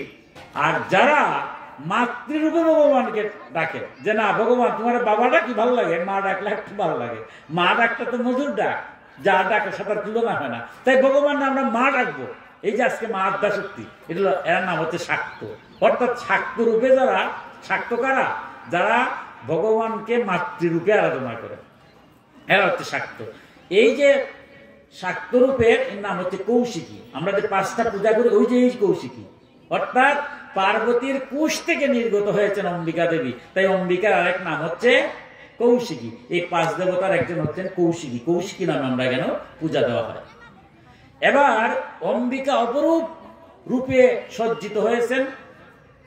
এবার তিনি অট্টহাসি যখন দিয়েছেন, বিশ্ব ব্রহ্মাণ্ড প্রকম্পিত হয়েছে। শুম্ভ নিশুম্ভ চিন্তা করলে সব বনার ভয়ঙ্কর একটা অট্টহাসি, কি বিষয়। এবার তার চন্ডমুণ্ড, ধূম্রলোচন, এগুলো হলো তার রক্তবীজ, বড় বড় যোদ্ধা, এদেরকে পাঠিয়েছে। অতি সংক্ষেপে বলছি মধুর ঘটনাগুলা। এরা গিয়ে দেবীকে দেখেছে, একে একে প্রত্যেকের সাথে দেবীর যুদ্ধ হয়েছে। প্রথমে ধূম্রলোচন বধ হয়েছে, এরপর আসছে চন্ডমুণ্ড, ভয়ঙ্কর যোদ্ধা। চন্ডমুণ্ড এবং রক্তবীজ, রক্তবীজ হলো এমন ভয়ঙ্কর, সে যুগ সাধনা করেছে। তাকে যখন অম্বিকা দেবী আঘাত করতেছেন, আঘাত করা মাত্রই যত ফুটা রক্ত পড়ছে তত ফুটা আর তুল্যর ওষুধ হয়ে গেছে। এখন অম্বিকা দেবী একদম কি করবেন কি না এই অবস্থা, আমার চতুর্দিকে শুধু ওষুধ আর ওষুধ। যতই বধ করার চেষ্টা করছেন, যতই রক্তের ফোঁটা ভূপৃষ্ঠে পড়ছে, এত বরপ্রাপ্ত, শুধু অসুর আর অসুরে ভরে গেছে বিশ্ব, শুধু বিশ্ব ব্রহ্মাণ্ড হলে অসুর আর অসুর, রক্তবীজ। এদিকে চন্ডমুণ্ড ভয়ঙ্কর। তখন অম্বিকা দেবীর নয়ন থেকে এক ভয়ঙ্কর করালি দেবী আমরা দেখলাম আবির্ভূত হয়েছেন। কি মধুর ভাবে দেখুন চণ্ডীতে কিভাবে সেই মধুর ব্যাখ্যা দিয়েছে, কি মধুর ব্যাখ্যা। কার যখন অম্বিকা দেবী একের পর এক যুদ্ধ করছেন চন্ডমুণ্ড এবং রক্তবীজের সাথে, রক্তবীজ তো আর ধ্বংস হচ্ছে না, যতই তিনি চেষ্টা করছেন ততই রক্তবীজ আরো যত ফুটা রক্ত পড়ছে ততটা হচ্ছে। তখন কি হলো, চণ্ডী দেখুন কি মধুরভাবে ব্যাখ্যা করছে। কূপেন চাবদনং মৌশিবর্ণমো ভূতাতুরা ভ্রুকুটি কুটিলাতস্যা ললাট ফলোদায়দ্রুতম কালী कराल বদনা বিনিষ্কান্তি শিবাসিনী বিচিত্র খণ্ডাঙ্গ ধোরণ মালা বিভূষিতা। কি মধুর কালীর যে বর্ণনা দিয়েছেন, যে তখন বিভৎস একটা বর্ণনা, কিরকম, তার ললাট দেশ ভ্রুকুটি করায়, সেই ললাট হইতে, অম্বিকা দেবীর ললাট হইতে, কপাল হইতে ভীষণ বদনা কালী দেবী অসীয় পাশবাহিনী হইয়া দ্রুত নির্গতা হইলেন। তিনি বিচিত্র নর কপালধারিণী, নরমুন্ডমালায় বিভূষিত, ব্যগ্র চর্ম পরিহিতা, শুষ্ক মাংসা, অতি ভয়ঙ্করী, ললিত জিহ্বা হেতু ভীষণকায়া, তার নয়ন আরক্ত ও কুটর প্রকৃষ্ট, তিনি গর্জনের দ্বারা দিগন্ত পরিপূর্ণ করিয়া ফিরলেন। কালীকে আমরা দেখলাম আবির্ভূত হলেন। এইরকম কেন, আমরা যে কালী পূজা করছি, আমরা মূল তত্ত্বে চলে যাবো এখনই, সময় আর বেশি নেই। যে এই কালীটা কোথায় পেলাম আমরা, যখন ভয়ঙ্কর দুষ্ট চন্ড মুন্ড রক্তবীজ এদেরকে বধ করতে গিয়েও অম্বিকা পারতেছেন না, কারণ সে এমন বরে বরিয়ান, রক্তবীজের যত ফুটা রক্ত ভরে ততটা ওষুধ হয়। তখন অম্বিকা ক্রোধান্বিত হলে তাহার ললাট থেকে এক দেবী আবির্ভূত হলেন, ভয়ঙ্কর দেবী। ভয়ঙ্কর দেবী খড়গহস্তে নরমুণ্ড বিভূষিত, এই যে আমরা কালী, এসে কি করলেন, অসুরে বধ করলেন, আর সমস্ত অসুরের রক্ত তিনি পান করলেন। কারণ রক্ত যদি পান না করতেন তাহলে কি হতো, অসুরকে বধ করা যেত না। এই জগৎ সংসার কল্যাণার্থে তার যে ভয়ঙ্কর রূপটা, এই রূপটা কিরকম রূপ, ভয়ঙ্কর রূপ, যে রূপের দ্বারা জগৎ ব্রহ্মা বিষ্ণু মহেশ্বর পর্যন্ত শুম্ভ নিশুম্ভ বধ করতে পারছেন না। কারণ শুম্ভ নিশুম্ভর যে ধূম্রলোচন, তারপরে চন্ডমুণ্ড, তারপরে রক্তবীজ, ভয়ঙ্কর অসুরকে বধ করতে এদের রক্ত পান করতে হয়েছে। তাই এই কালিকা রূপে সমস্ত অসুরকে নিধন করে তিনি কি করছেন, গগ্রাসে সমস্ত অসুরের রক্ত তিনি পান করেছেন, যার কারণে অসুর আর বৃদ্ধি পেতে পারে নাই, বিশ্ব ব্রহ্মাণ্ড ধ্বংস হয়ে যায়। এরপরে অম্বিকা দেবী শুম্ভ নিশুম্ভকে বধ করলেন এবং দেবতারা সবাই মিলে স্তব করলেন, এই যে সর্ব মঙ্গল মঙ্গলে শিবে সর্বার্থ সাধিকে শরণ্যে স্তম্ভকে গৌরী নারায়ণী নমস্তুতে সৃষ্টি স্থিতি বিনাশনাং শক্তিভূতে সনাতনী গুণাশ্রয়ী গুণময়ী নারায়ণী নমস্তুতে শরণাগত দিনার্থ পরিত্রাণ পরায়ণী সর্বশক্তি হরে দেবী নারায়ণী নমস্তুতে। এই স্তবের মাধ্যমে যখন আমরা কালী মুক্তির ঘটনা বলি, আমাদের সনাতন ধর্মে আমার মতো অধমের প্রায় প্রশ্ন জাগে যে মা আদ্যাশক্তি মাকে আমরা উলঙ্গ অবস্থায় পূজা করছি, মা কালী উলঙ্গ না? তাহলে সন্তানের সামনে তিনি উলঙ্গ হয়ে আছেন, আবার আমরা এই উলঙ্গ দেবতার পূজা করছি কেন? দেখুন, সেই তত্ত্বে যাওয়ার আগে একটা ঘটনা বলি। ডক্টর মহানামব্রত ব্রহ্মচারীর নাম আপনারা শুনেছেন, অত্যন্ত জ্ঞানী বৈষ্ণবাচার্য, কিন্তু উনাকে আমি শক্তাচার্য বলি। এই যে কিছুদিন আগে শ্রীমঙ্গলের যে জগৎবন্ধু সুন্দর অনুষ্ঠান হয়েছিল, সেখানে মহাপ্রভু মহানামব্রতের উপরে বক্তৃতা দিয়েছি, তো আমি কিন্তু সম্বোধন করেছি উনাকে বৈষ্ণবাচার্য ও শক্তাচার্য। অর্থাৎ শক্তি সম্পর্কে নিয়ে এত তথ্য কথা বলে গেছেন, তার শক্তি তত্ত্ব পড়লে পরে বুঝবেন তিনি কিভাবে শক্তির বুদ্ধিমান। যারা মহাপুরুষ এরা সবই আমি আপনি আমরা কোনো আসলে আমরা মিশ্র, ভাগবতে বলছে পঞ্চদেবতার পূজা ছাড়া তো কোনো পূজা করি না, সবাই আমরা শাক্ত, সবাই আমরা বৈষ্ণব, যে তত্ত্ব বুঝে সে সবাই। মহানামব্রত ব্রহ্মচারী ঠিক সেরকম বৈষ্ণবাচার্য নামে পরিচিত হয়েছেন, কিন্তু শক্তাচার্য শক্তি সম্পর্কে, মা কালী সম্পর্কে কি মধুর ব্যাখ্যা দিয়েছেন। তিনি চিকাগো আমেরিকাতে গিয়েছেন, ধর্মসভা থেকে বক্তৃতা দিয়ে উঠেছেন।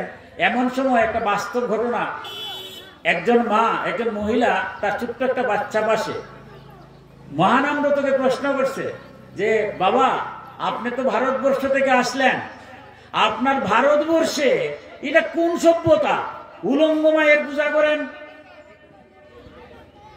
তো উনি তো জাতিতে খ্রিস্টান, স্বাভাবিক প্রশ্ন করেছে। মহানামব্রত চিন্তা করলেন মা প্রশ্ন করেছে, উত্তর দিতে হবে সেই রকম। তাই তিনি চিন্তা করলেন যে শাস্ত্রীয় ব্যাখ্যা পরে দেই। তাই ওই মহিলাটাকে বললেন, মাগো তোমার সাথে একে, যে এটা আমার সন্তান, আমার ছেলে। আচ্ছা রে মা, এখন তো তুমি ছেলেকে নিয়ে যাচ্ছ, এই মুহূর্তে যদি কোনো অসুর, আমরা যারা অসুর বলি বর্তমান যুগের সন্ত্রাসী, এটাই তো অসুর মানে কি, যারা আসলে গুণ আছে, সন্ত্রাসী দুষ্ট। এবার যদি কোনো সন্ত্রাসী বা দুষ্ট তোমার ছেলেকে কেড়ে নেয় নিয়ে যাওয়ার জন্য, তুমি এখন কি করবে? বলে বাবা তুমি একটা যে প্রশ্ন করলো, আমার ছেলের একটা দুষ্ট সন্ত্রাসী তুলে নিয়ে যাবে, আমি কি করবো? আমি দৌড়ে তাকে মেরে আমার ছেলেকে উদ্ধার করব। যে মারে এত দুষ্ট শয়তান ভয়ঙ্কর শক্তিধর, তাকে যখন তার সাথে যখন যুদ্ধ করে তোমার ছেলেটারে বাঁচাইতে যাইবা, তখন তো তোমার কাপড় চোপড়ে ঠিক থাকবে না। তখন কি তুমি কাপড় চোপড়ের দিকে তাকাবে না তোমার ছেলেটাকে, সন্তানকে বাঁচাবে? এবার মেয়ের লোকটি বলছে, বাবা তুমি যে কি বলো, আমার ছেলেকে মেরে ফেলছে সন্ত্রাসী, আপনি বলতেছেন। তখন আমার ছেলেকে বাঁচানোর দিকে যখন আমি যাব, তখন আমার কাপড় আছে কাপড় নাই, এদিকে কি আমার খেয়াল থাকে? আমার তো একটাই খেয়াল যে আমার সন্তানকে আমি রক্ষা করবো, আমার সন্তানকে আমি বাঁচাবো। আমার কাপড় আছে কিনা আছে এটা দেখার তো প্রয়োজন নাই। তোমার যদি কাপড় এক সময় কাপড় নাই থাকে, তুমি উলঙ্গ হয়ে গেলে তখন কি করবে? যুদ্ধ করবে?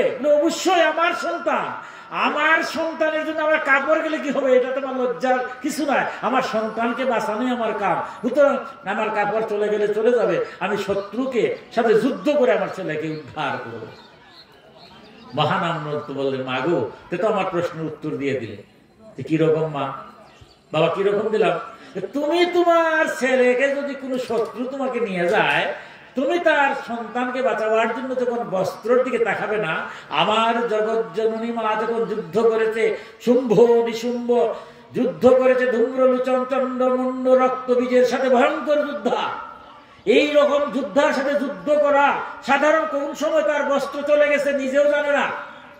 কিন্তু তার একটাই লক্ষ্য, যদি তাদেরকে বধ করতে তিনি না পারেন তাহলে কি হবে, তার সন্তানরা কেউ আর শান্তিতে থাকতে পারবে না। তাই যে রূপে জগৎ জননী তার সন্তানকে রক্ষা করলেন, আমরা কি এমনই অকৃতজ্ঞ যে সেই রূপকে আমি প্রণাম করতে পারি না? আমার কালীর রূপ যদি না থাকতো তাহলে কালীর তত্ত্বটা কি জানতাম, যে আমার মা রক্ষা করার জন্য, জগতের কল্যাণের জন্য প্রয়োজন হলে নিজের কাপড়ের দিকে খেয়াল করেন, আমার সন্তানকে রক্ষা করেন। মা হচ্ছে, মা তো মাই বলছেন, মাগো প্রতিটা সন্তান তার মাতৃস্তন্য দিয়েই জীবন বাঁচে 6 মাস। তাই সন্তান যত বড়ই হোক, তার মায়ের কাছে যখন যায় তখন কি আর লজ্জা থাকে? আমি যত বড় সন্তান হয়েছি, মার কাছে গেলে মায়ের যখন মাথাটা বুলিয়ে দেয়, সমস্ত শান্তি শেষ। যত বড় আমার কাকু কেন বসে আছেন 80 বছর বয়সে, যদি উনার মা এসে এখন মাথাটা হাতিয়ে দেয়, মা কাকু কি আর অন্যদিকে থাকবেন? মা কাছে গেলে সন্তান কখনো মায়ের দিকে তাকিয়ে দেখে না উনি বস্ত্র আছে না বস্ত্র নাই, কারণ সন্তানের সাথে মায়ের এই সম্পর্ক নাই। এই তথ্যে আগে যেতে হবে, তখন দেখবে মা উলঙ্গ আছেন কিনা সন্তান সেটা দেখে না। সেই মহিলার সাথে সাথে কেঁদে কেঁদে মহারামজিকে প্রণাম করে বলছি যে সনাতন তত্ত্ব এত গুরু রহস্য, এটা বুঝতে হবে। তাই আমার আদ্যাশক্তি মার কালী দেখবেন জগতে যেখানেই যাবেন কালী মূর্তি আছে। কারণ কি, আমার ভগবান প্রয়োজনে সেই কালী মূর্তি ধারণ করে দুষ্টকে দমন করে না। আর আমরা কি এমন অকৃতজ্ঞ জাতি যে যে রূপে দিয়ে তিনি মায়ের কাপড় পর্যন্ত খেয়াল করেন, আমরা সেই সন্তান যে মায়ের সামনে রেখে আমরা পূজা করি। কারণ আমার মায়ের দিকে যখন আমি তাকাই তখন মা উলঙ্গ আছে কিনা সেই চিন্তা কোনো সন্তান করে না। এই তত্ত্ব যখন আপনি বুঝবেন, আপনার মধ্যে সেই চিন্তা থাকে না। তাই আমরা সেই রূপকে আরাধনা করি, মা কালীকে আমরা প্রণাম করি। অনেক সময় হয়ে গেছে, সময় আর বেশি নেই, আমাদের কিছুক্ষণের মধ্যেই শেষ করতে হবে। আমরা শেষ করে নেব। শেষ কথা বলছিলাম যে হরিনাম কীর্তন যে আমরা করি, সনাতন ধর্মে আমরা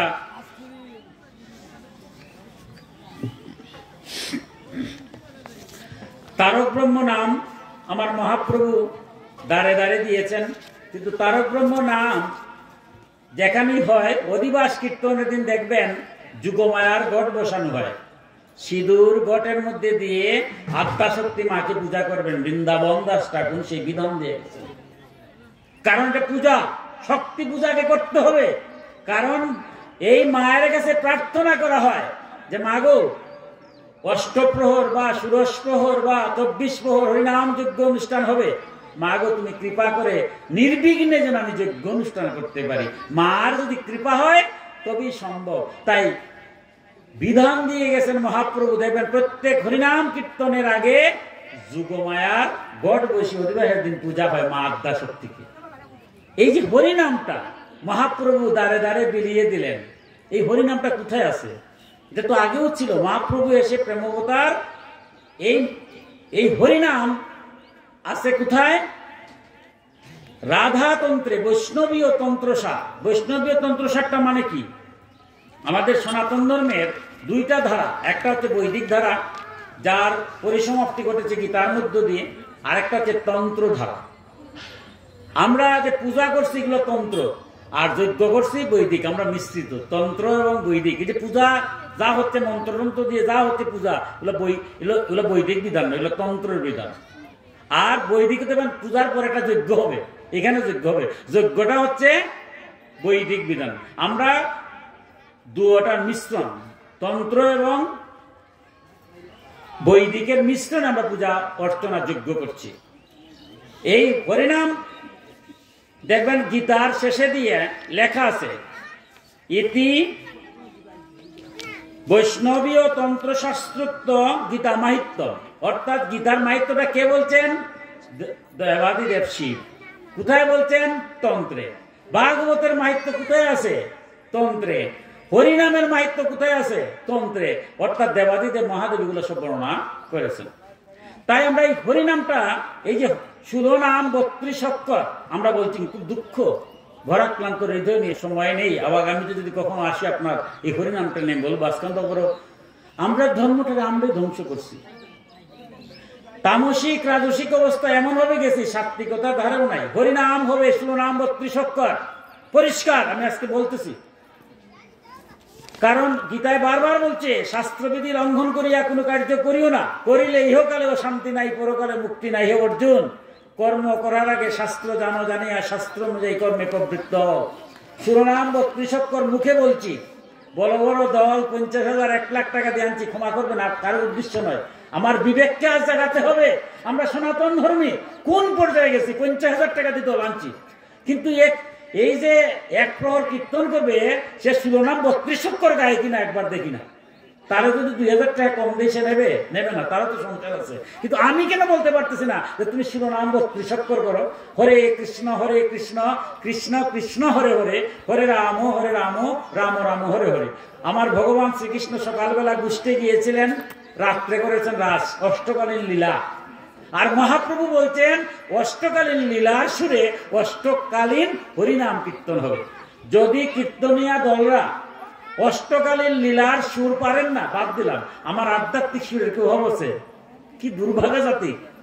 আপনি দেখবেন যারা ইসকনের বড় বড় সাধু, ইংরেজ সহ বিভিন্ন দেশে, তারা বাংলা কথা বলতে পারে না। তারা যদি বাংলায় কথা বলতে জানে, আপনি বলবে গোল ল্যাঙ্গুয়েজ, আর সিলেটের কথা বললে তো প্রণাম করে দিবে যে সর্বনাশ, মহাপ্রভুর দেশের মানুষ, কোনো কথাবার্তা নাই। আমি গেলাম তো মায়াপুরে, দেখলাম ভক্তি কাকে বলে। তারা বাংলায় কথা বলতে পারে না, অথচ তারা কৃষ্ণ নাম মধুর সুরে হরে কৃষ্ণ কৃষ্ণ কৃষ্ণ হরে হরে, হরে রাম রাম রাম হরে হরে, তারা গাইতে পারে। আর আমরা বাঙালি হয়ে হরে করতে করতে কত নাম আর কত অক্ষর, তার হিসাব একটা বার কি বিবেককে প্রশ্ন করি না যে এটা কে করেছে? আমার মহাপ্রভু দিয়েছেন? আমার মহাপ্রভু দাঁড়ে দাঁড়ে গিয়ে হরিনাম বিলিয়েছেন। তিনি কি এইভাবে হরিনাম করেছেন? শরৎ পূজা এখনো হয়, বর্ষি গাতা হয়। তখন যদি শরৎ পূজার মন্ত্র বইতে গিয়ে হে হে করতে থাকি, তাইলে কি আর বর্ষি গাতা যাবে? মন্ত্র তো মন্ত্রের মতো বলতে হবে। গীতা কি বলছেন? মন্ত্রহীন, মন্ত্র যদি মন্ত্রের মতো না বলা হয়, এটা পাপ হয়। আমি গীতা পড়বো কিন্তু গীতা মানবো না, তাইলে হয়? ভগবানকে আনবো, ভগবানকে জানি না। কিন্তু এগুলা কেন? আমরা বিবেকের মধ্যে প্রশ্ন জাগে। মহাপ্রভু নিজে নিজে কীর্তন করছেন, এটা বুক পরে অষ্টপ্রহর সুদশপ্রহর আসছে নিত্যানন্দ প্রভুর স্ত্রীর মাধ্যমে। তখন আমরা পারি না দিকে, যারা পারে তাদেরকে দল আনছি। তো তাদেরকে আমি বলতে পারি না যে আপনি শিরোনাম 32 অক্ষর বলবেন। আধ্যাত্মিক সুরে কত মধুর সুর। সকালবেলা যখন ভোরবেলা আরতি হয় হরিনাম কীর্তনে, সেই সুরে আপনি হরিনাম করবেন। দুপুরবেলা ভোগ লাগে, ভোগের সুরে আপনি করবেন। সন্ধ্যাবেলা আরতি হবে, হরির নাম দেওয়া হবে। এগুলো সব ভুলে গেলাম। আমরা যে কিরকম একটা হলাম, লক্ষ লক্ষ টাকা ইনকাম করব, মানুষের কাছ থেকে দাঁড়ে দাঁড়ে ভিক্ষা করব, আনবো, আর কি নাম হলো? ক্ষমা করবেন, আজ মহিলাদের দল হয়েছে। আমি মহিলাদেরকে শ্রদ্ধা করি। মাতৃবৎ পরদারেষু, পরের স্ত্রী আমার মা। সনাতন ধর্মে বলছে প্রত্যেকটা স্ত্রী লোককে আপনি মাতৃ দর্শন করবেন, সে আমার মেয়ে হোক, সে আমার স্ত্রী হোক। কারণ আমার মায়ের ঋণ 1 ফোঁটা দুধের ঋণ শোধ করা যায় না। প্রতিটা মাতৃজাতিকে আমি শ্রদ্ধা করব। আজকে মায়ের দল কীর্তন করে, ভালো কথা। এরা মাঝে মাঝে আমার মনে হয়, আমি বলছি কেন, খুব দুঃখ হয়। আমার নৈমিষারণ্য নামে একটা ইউটিউব আছে, আপনারা অনেকে দেখেন, আমার গ্রুপ আছে, গ্রুপের মধ্যে দেখুন কি নৃত্য করতেছে। ছেলে মেয়ে সবাইকে নিয়ে হরিনাম কীর্তনে গিয়া বসা যায় না, এমন ডিস্কো নাচ নাচছে, লজ্জা হয়, ধ্বংস হয়ে যাচ্ছে। কেন আমরা এরকম অন্ধ হলাম? কেন এই অন্ধত্ব আমরা বাদ দিতে হবে। এই জায়গায় পূজা পার্বণ করলে হবে না, জানতে হবে এই হরিনামটা কোথায় ছিল। শিরোনাম 32 অক্ষর। আমি সময় স্বল্পতা হেতু অতি সংক্ষেপে বলছি, হরিনামটা কোথায় ছিল। মহাপ্রভু এরা আমাদের বিলিয়ে দিলেন। 4টা যুগের জন্য 4টা তারক ব্রহ্ম নাম আছে। তারক ব্রহ্ম নাম কি? যে নাম নিলে সর্বপাপ ক্ষয় হয়। আমরা যেখানে অনুষ্ঠান হয়েছে, প্রথমে বেদধ্বনি আমরা করলাম। বেদধ্বনি 70 যুগের বেদধ্বনি করছি, ত্রেতা যুগেরটা করছি, দ্বাপরেরটা করছি, আইয়া কলিরটা করছি। 70 যুগে কি ছিল? নারায়ণ পরা বেদা, নারায়ণ পরাক্ষরা, নারায়ণ পরা মুক্তি, নারায়ণ পরাগতি। এটা 70 যুগের তারক ব্রহ্ম নাম। সব কর্মের পরে এটা বললেই সব পাপ মুক্ত। ত্রেতা যুগে আসছে রাম নারায়ণন্তে মুকুন্দ মধুসূদন কৃষ্ণ কেশব কংসারে হরে বৈকুণ্ঠ বামন। এরপরে দাপরে আসছে হরে মুরারে মধুকৈট ভারে গোপাল গোবিন্দ মুকুন্দ সৌরে যজ্ঞেশ নারায়ণ কৃষ্ণ বিষ্ণু নিরাশ্রয় মাং জগদীশ্বরাক্ষ। আর কলিযুগে হচ্ছে হরে কৃষ্ণ কৃষ্ণ কৃষ্ণ হরে হরে, হরে রাম রাম রাম হরে হরে। কিভাবে আসলো? রাধাতন্ত্র, বৈষ্ণবীয় তন্ত্র হচ্ছে রাধাতন্ত্রে। রাধাতন্ত্রে স্বয়ং বাসুদেব চিন্তা করলেন যে এই কলির জীব পূজা পার্বণ যজ্ঞ অনুষ্ঠান করা তো সম্ভব হবে না, তাই এমন সহজ একটা নাম হোক যে নামের দ্বারা তারা মুক্তি পাবে। তাই কি করলেন? আদ্যাশক্তি, তারই মাঝে মাঝে দেখেছি আমরা স্বয়ং বাসুদেব আরাধনা করেছেন। তিনিও এই যে আজকে কালিমার আরাধনা করছি, স্বয়ং বাসুদেব এবার আরাধনা করছেন কার? তারই শক্তি স্বরূপ আদ্যাশক্তি, যে কলিকালের এই জীবকে রক্ষার জন্য তুমি একটা কিছু করো। আমরা রাধাতন্ত্রের 27 নম্বর শ্লোকে গিয়ে দেখলাম আদ্যাশক্তি তখন তিনি ত্রিপুরা সুন্দরী নামে আবির্ভূত হয়েছেন। অর্থাৎ হরিনাম যে দিয়েছেন তখন যে তার নামটা, ওই নামটা ছিল ত্রিপুরা সুন্দরী। ত্রিপুরো বাচা হরিনামা বিনা পুত্র কর্ণশুদ্ধির না জয়তে। হে পুত্র, হরিনাম বিনা কর্ণশুদ্ধি হয় না। অর্থাৎ সনাতন ধর্মে যে 5 মতের গুরুরা, বৈষ্ণব, শাক্ত, সৌর, গানপত্য, সবাই গুরু যখন মন্ত্র দিবেন বীজ দেওয়ার আগে একটা কর্ণশুদ্ধি দেন কানে কানে। এটা কেউ জানে না, শুধু গুরুই জানে, শিষ্যও জানতো না। শিষ্যর কানে বলেন এই যে ক্ষেত্রের মধ্যে কি এই ক্ষেত্রের মধ্যে দান দিলে দান বীজ হবে, এটার আগে চাষ করতে হবে, সেচ দিতে হবে, তাইলে বীজ দিলে বীজ উঠবে। তাই বীজ দেওয়ার আগে ত্রিপুরা মা বলছেন যে কর্ণশুদ্ধি করতে হবে। কানের মধ্যে এই মন্ত্রটা দেওয়ার পরেই কি হবে? তার সমস্ত পাপ ক্ষয় হবে, এবার তুমি বীজ দিবে। এবার বাসুদেব বলছেন 28 নম্বর শ্লোকে, শ্রীনুর্মাত মহামায়ে বিশ্ববীজ স্বরূপিণী হরিনাম মহামায়ে ক্রমবোধ সুরেশ্বরী। বাসুদেব কহিতেছেন, হে মাতো, তুমি বিশ্বের কারণীভূত মহামায়া স্বরূপা, আমার অনুরোধ রক্ষা করিয়া হরিনাম আমার নিকট বলো। যে হরিনাম দিয়া কর্ণশুদ্ধি হয়, এবার হরিনামটা আমাকে তুমি বলো। এবার ত্রিপুরা সুন্দরী বলছেন রাধাতন্ত্রের 29 থেকে 31 নম্বর শ্লোকে, হরে কৃষ্ণ কৃষ্ণ কৃষ্ণ হরে হরে, হরে রাম রাম রাম হরে হরে। দাত্রিংশদক্ষরাণ্যেব কলু নামানি সর্বদা, শ্রীনুশ্চন্দ সুতশ্রেষ্ঠ হরিনাম সদৈব হি, চদ্দোহি পরমম গুজ্জং মহৎপদ মনব্যয়ম, সর্ব শক্তিময়ং মন্ত্রং হরিনাম তবুদন। ত্রিপুরা বলিতেছেন, হে পুত্র শ্রবণ করো, বলিতেছি হরে কৃষ্ণ কৃষ্ণ কৃষ্ণ হরে হরে, হরে রাম রাম রাম হরে হরে। এই দাত্রিংশ অক্ষর হরিনামই কলিযুগের ত্রাণ করে। হে সুতশ্রেষ্ঠ, এই মন্ত্রের ছন্দ অতি সুগুপ্ত। হে তবুদন, এই হরিনামাত্মক মন্ত্র সর্বশান্তিময়। এই মন্ত্রের চিন্তনে সর্বশক্তির চিন্তা করা হয় এবং মহৎপদ প্রাপ্ত হয়। কি বলছেন? এই দাত্রিংশদক্ষর অর্থাৎ 32টা অক্ষর, 16টা নাম, 32টা অক্ষর কলিযুগে ত্রাণ করবে। যেটা অত্যন্ত সুগুপ্ত, গোপনে। কারণ শরৎ পূজা যে বর্ষিকাতে এই মন্ত্র কি সবাই পারে? যে মন্ত্রটা বলে সেও অনেকদিন সাধন করে। আপনারা দেখবেন তত্ত্বজ্ঞানে যান, তার মধ্যে যারা সন্ন্যাসী আছে, একদিন হয় না, অনেক তপস্যা করে সেই মন্ত্র এখনো তারা করতেছে। এখনো তো শিব মাটির নিচে রেখে দেয় 10 ঘন্টা পরে। কিভাবে? মন্ত্রের দ্বারা সাধন। তাই বলছেন এই হরিনামটা 16 নাম 32 অক্ষর অত্যন্ত সুগুপ্ত, এটা গোপন থাকবে। শুধুমাত্র গুরুদেবরা জানতেন, মন্ত্র দেওয়ার আগে কানে কানে বলতেন, শিষ্যও জানত না। আমার প্রেমবতার প্রেম ধর্ম বিধানের জন্য মহাপ্রভু এসে দেখলেন যে এই মহামন্ত্র ছাড়া, যেটাকে আবার কলি তারক ব্রহ্ম নাম দেওয়া হয়েছে। বাসুদেব বলছেন কলিকালে তারক ব্রহ্ম নাম। যে কোনো পূজা পার্বণ অর্চনা করি, আজকে কালী পূজা হচ্ছে, বিষ্ণু পূজা হচ্ছে, যে কোনো যজ্ঞ সবার শেষে দেখবেন হরে কৃষ্ণ কৃষ্ণ কৃষ্ণ হরে হরে, হরে রাম রাম রাম হরে হরে।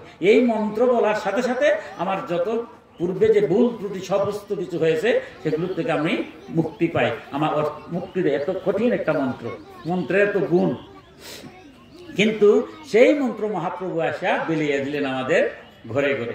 কিন্তু আমরা সেই নামটাকে আজকে কি সেইভাবে রাখতে পারছি? কখনো ছায়াছবির গান দিয়া হরির নাম করি, কখনো আধুনিক সুরে গান গায়।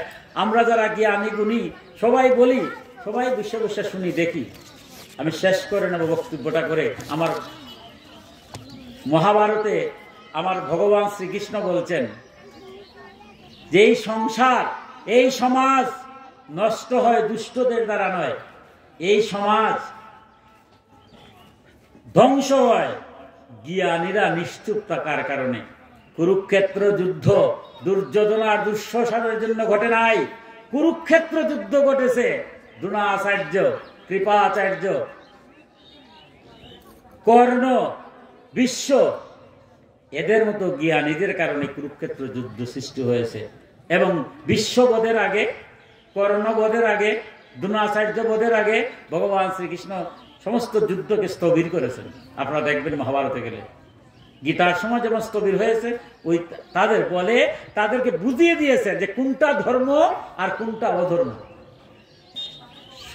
বিশ্বদেব স্বেচ্ছামৃত্যু, স্বয়ং কৃষ্ণ তাকে বধ করতে পারবেন না, তো তারা সে কি বদ্ধ ছিল? কিন্তু সেও বধ হয়েছে। কেন?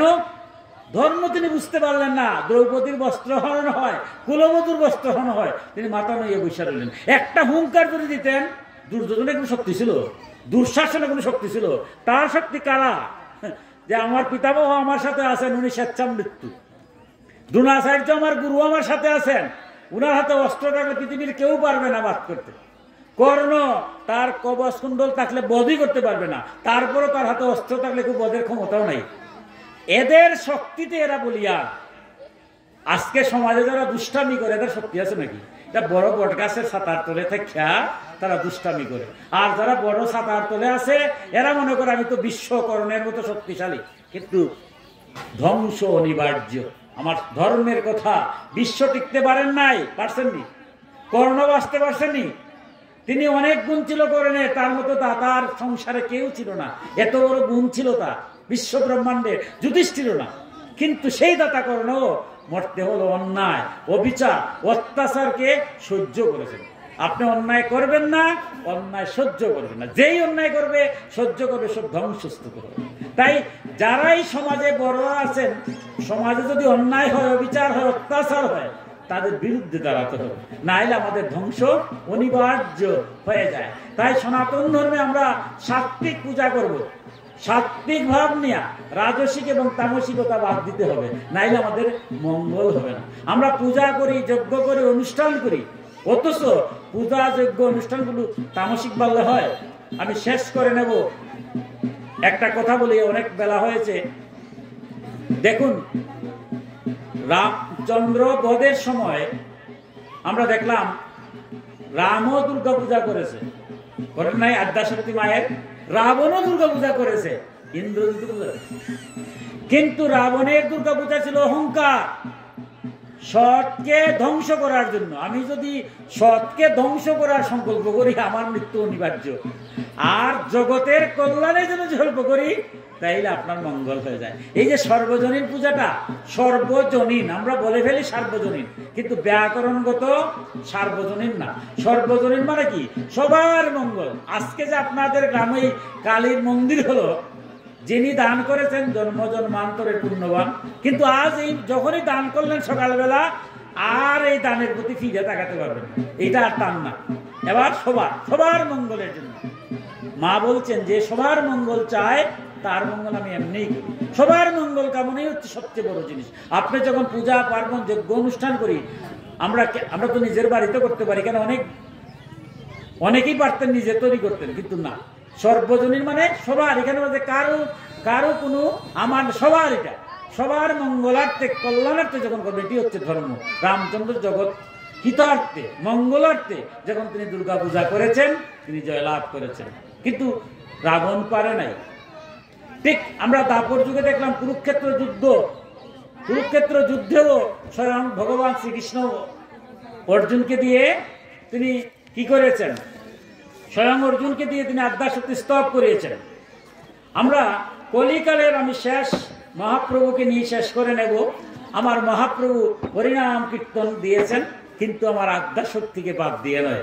জগতের নিয়ম কোনো মহাপুরুষ ভাঙে নাই, আমরা আজ এগুলো ভাঙছি। আমরা দেখবেন যুগমায়ার ঘট বসিয়ে পূজা হবে, আগের দিন সাত্বিকভাবে পূজা করতে পারলে আমার মঙ্গল হবে। আজকে যে আমাদের এই বুদ্ধির্ম হয় না, হরিনাম যে নামের জন্য আমরা কাঙ্ক্ষিত, সেই নাম ছায়াছবির গান গায়, কি করে কি না, নাচানাচি, শুধু নাম 32 অক্ষর নাই, কিন্তু কেউ আমরা প্রতিবাদ করতে পারি না। কারণ এরা টাকা দিয়ে আনি না, আমরা এরা তো পয়সা দিয়ে আনি। পরিষ্কার কথাবার্তা বলতে হবে, কারণ গীতায় বলছে আপনার তেজ শক্তি থাকবে অন্যায়ের বিরুদ্ধে। যাদেরকে আমি কীর্তনী, তারা এই যে কীর্তন করে কারা, এই যে কীর্তনের রূপটা কি, আমার মহাপ্রভু দিয়েছেন সম্প্রদায় নাম। তারা যে কীর্তন করে, দেখবেন গোপাল সম্প্রদায়, অমুক সম্প্রদায় কি করে, দুইটা কুল বাজে। কুল দুইটা কার? নিত্যানন্দ প্রভু আর গদাধরকে বলছেন মহাপ্রভু যে তোমরা দুইজনে কুল বাজাও, আমার নামটারে তোমরা মধুর করো। নামও তো শুনতে চায় না আমার মতো অধম। এই যে আপনারা দীর্ঘ সময় ধরে প্রায় 2 ঘন্টা হয়ে গেছে আপনারা এখানে বসে আছেন, আমার মতো অধম তো ভালো লাগে না। মহাপ্রভু বুঝতে পারছেন যে নামও শুনতে চায় না, তাই নামকে মধুর করতে হবে। নিত্যানন্দকে আর গদাধরকে বলছেন নামকে মধুর করার জন্য তোমরা মৃদঙ্গ বাজাও। আর এর দিকে আমরা দেখবেন হরিনাম কীর্তন দুইটা মৃদঙ্গ বাজে। এরা কার প্রতিনিধি? নিত্যানন্দ আর শ্রীঅদ্বৈত, দুইটা করতাল বাজে। এই দুইটা করতাল কে? মহাপ্রভু বলছেন অদ্বৈত আর শ্রীবাসকে যে তোমরা দুইজনে দুইটা করতাল বাজাও। ওই শ্রীবাস আর শ্রীঅদ্বৈতের প্রতিনিধি হচ্ছে কীর্তনী দলের দুইটা করতাল। মহাপ্রভু সামনে বাজাচ্ছেন। আজকে যারা হারমোনিয়াম যিনি বাজান প্রধান, উনি মহাপ্রভুর ভূমিকায় আছেন। এই তো পঞ্চতত্ত্ব, দুইটা মৃদঙ্গ, দুইটা করতাল আর সামনে যেটা হারমোনিয়াম, মহাপ্রভু। এই পঞ্চতত্ত্ব, এই কীর্তন যখন হয় মধুর ভাবে, তখন স্বয়ং শ্রীকৃষ্ণ বাঁশি বাজাচ্ছে, মুরলী বাঁশি বাজাচ্ছেন, আমরা দেখি এখনো বাঁশি। কিন্তু দুর্ভাগ্য, সেই যে বাঁশি যিনি বাজাচ্ছেন, উনি যখন ছায়াছবির বাঁশি বাজান, একটা বার কি ভাবছেন না যে আমি কি করতেছি? এখনো তো কেউ বলবে যে আপনার, আমি যদি ছায়াছবির গান বাজাই তা আপনার সমস্যা কি? আরে সমস্যা তো আমারও, আমার মতো অধম, আমার মন চঞ্চল। মন্দির মানে মন স্থির হয় যেখানে, তার নামই তো মন্দির। আমি কীর্তন আসি কেন? আমার মন স্থির করার জন্য তো। আমার কীর্তন আসছে, যদি ছায়াছবির গান বাজাতে আমার কি মন স্থির থাকবে? আমার মতো অধমের জন্য তো কীর্তনের, নাইলে যারা বড় বড় ভক্তরা তো ঘরে বসে কীর্তন করে, আমার দরকার আছে না কীর্তনের। মানে কীর্তন আসছে যদি এটা দেখি, আমার মন তো চঞ্চল হয়ে যাবে। তাই সাত্বিক ভাব নেয়া, আধ্যাত্মিক সুরে, অষ্টকালীন সুরে, অথবা এখনো দেবেন মাঝে মাঝে যে কীর্তন করা হয়, দেখবেন আধ্যাত্মিক সুরে কীর্তন করলে আপনার নয়ন জল এমনিতেই ভাসবে। আপনার অষ্টকালীন সুরে যদি কীর্তন হয়, চিন্তা করতে পারবেন না নামের কি গুণ, নামের কি মহিমা। শুনো নাম 32 অক্ষর মন্ত্র, মন্ত্রের গুণ না থাকলে কি সরক পূজা হয়? বর্ষিক হাতে যেমন হয় নাকি? এটা হলো মন্ত্র, আর এটা হচ্ছে মহামন্ত্র। তাই মহামন্ত্রটা মার কাছে যেন আদ্যা শক্তির কাছে প্রার্থনা করি। এর জন্য মহাপ্রভু কি করছেন? এই আসরিক শক্তিটা যারা যায় গিয়া, দম্ভ অহংকার যায় গিয়ে, এর জন্যই যে আদ্যা শক্তি ত্রিপুরা সুন্দরী হরিনাম দিয়েছিলেন কলির জন্য। তাই মহাপ্রভু কি করলেন? এই অধিবাসের দিন যুগমায়ার ঘট বসিয়ে তিনি কি প্রার্থনা করেছেন দেখুন। আমরা তো প্রার্থনা করি শ্রী বৃন্দাবন দাস ঠাকুরের শ্রী চৈতন্য ভাগবতের মধ্য 18, অর্থাৎ মহাপ্রভু এই যুগমায়ার হরিনাম কীর্তনের আগের দিন কিভাবে মাকে আরাধনা করছেন, চৈতন্য ভাগবতে সেই তত্ত্বকথাটা বৃন্দাবন দাস লিখেছেন। আমি সেই শ্লোকের দিয়ে মহাপ্রভু, আমরা সবাই তো মাকে ডাকছি, আমরা দেখলাম স্বয়ং মহাপ্রভু কি মধুরভাবে মাকে ডাকছেন। সেই মহাপ্রভু ডাকের মধ্য দিয়ে আমার বক্তব্যের রীতি টানব। চণ্ডী রূপা গৌর গৌর হরিস্ত, জয় জয় জগত জননী মহামায়া, দুঃখিত জীবের দেহ চরণের ছায়া। জয় জয় অনন্ত ব্রহ্মাণ্ড কুটিশ্বরী, তুমি যুগে যুগে ধর্ম রাখো বদরি। ব্রহ্মা বিষ্ণু মহেশ্বরে তোমার মহিমা, বলিতে না পারে অন্যে কে দিবেক সীমা। জগৎ স্বরূপা তুমি, তুমি সর্বশক্তি, তুমি শ্রদ্ধা দয়া লজ্জা, তুমি বিষ্ণু ভক্তি। যত বিদ্যা সকলে তোমার মূর্তি ভেদ, সর্বপ্রকৃতির শক্তি তুমি কহে বেদ। নিখিল ব্রহ্মাণ্ডগণের সর্বমাতা, কে তোমার স্বরূপে কহিতে পারে কথা। তুমি ত্রিজগৎ হেতু গুণত্রয়ীময়ী, ব্রহ্মাদি তোমারে নাহি জানে এই কহি। সর্বাশ্রয়া তুই সর্ব জীবের বসতি, তুমি আদ্যা অবিকারা পরমা প্রকৃতি। জগৎ জননী তুমি দ্বিতীয় রহিতা, মহীরূপে তুমি সর্ব জীব পালমাতা। জলরূপে তুমি সর্ব জীবের জীবন, তুমি সঙ্গরিলে খণ্ডে অশেষ বন্ধন। সাধুজন গৃহে তুমি লক্ষ্মী মূর্তিমতী, অসাধুর ঘরে তুমি কালরূপা গতি। তুমি এ করাহ ত্রিজগতে সৃষ্টি স্থিতি, তোমানা ভজিলে পায় ত্রিবিধ দুর্গতি। তুমি শ্রদ্ধা বৈষ্ণবের সর্বত্র উদয়া, রাখো জননী দিয়া চরণের ছায়া। তোমার মায়ায় মগ্ন সকল সংসার, তুমি না রাখিলে মাতা কে রাখিবে আর। সবার উদ্ধার রাখি তোমার প্রকাশ, দুঃখিত জীবের মাতা কর নিজ দাস। ব্রহ্মাদের বন্ধ তুমি সর্বভূত বুদ্ধি, তোমা সঙ্গ রইলে সর্ব মন্ত্রাদির শুদ্ধি। এই মতো স্তুতি করে সকল মুহান্ত, বরমুখী মহাপ্রভু শুনো এই নিতান্ত। তাইলে বৈষ্ণব যদি হতে হয় আগে মাকে বুঝা। সমস্ত কি বলছেন, এই মতো স্তুতি করে সকল মুহান্ত। আগে সমস্ত বৈষ্ণবরা কি করতে হবে, আমার আদ্যা শক্তি মাকে অধিবাসের দিন হরিবা যুগমায়ার কাছে স্তব করে বলতে হবে, মাগো তুমি যদি কৃপা করো তবেই আমার হরিনাম কীর্তনটা শাস্ত্র মতে পূর্ণাঙ্গ হবে। দুঃখ লাগে আমার মার কৃপাটা আমাদের মনে নাই, তাই মাকে একটু প্রণাম করতে হবে। আজ হরিনাম হচ্ছে, সব জায়গায় হচ্ছে, কিন্তু কতটুকু হরিনাম হচ্ছে আজ বিবেককে জাগাতে হবে, আত্মসমালোচনা করতে হবে, আত্মবিশ্লেষণ করতে হবে। কেন আমার মঙ্গল হয়? আমি আর বক্তব্য দীর্ঘায়িত করব না।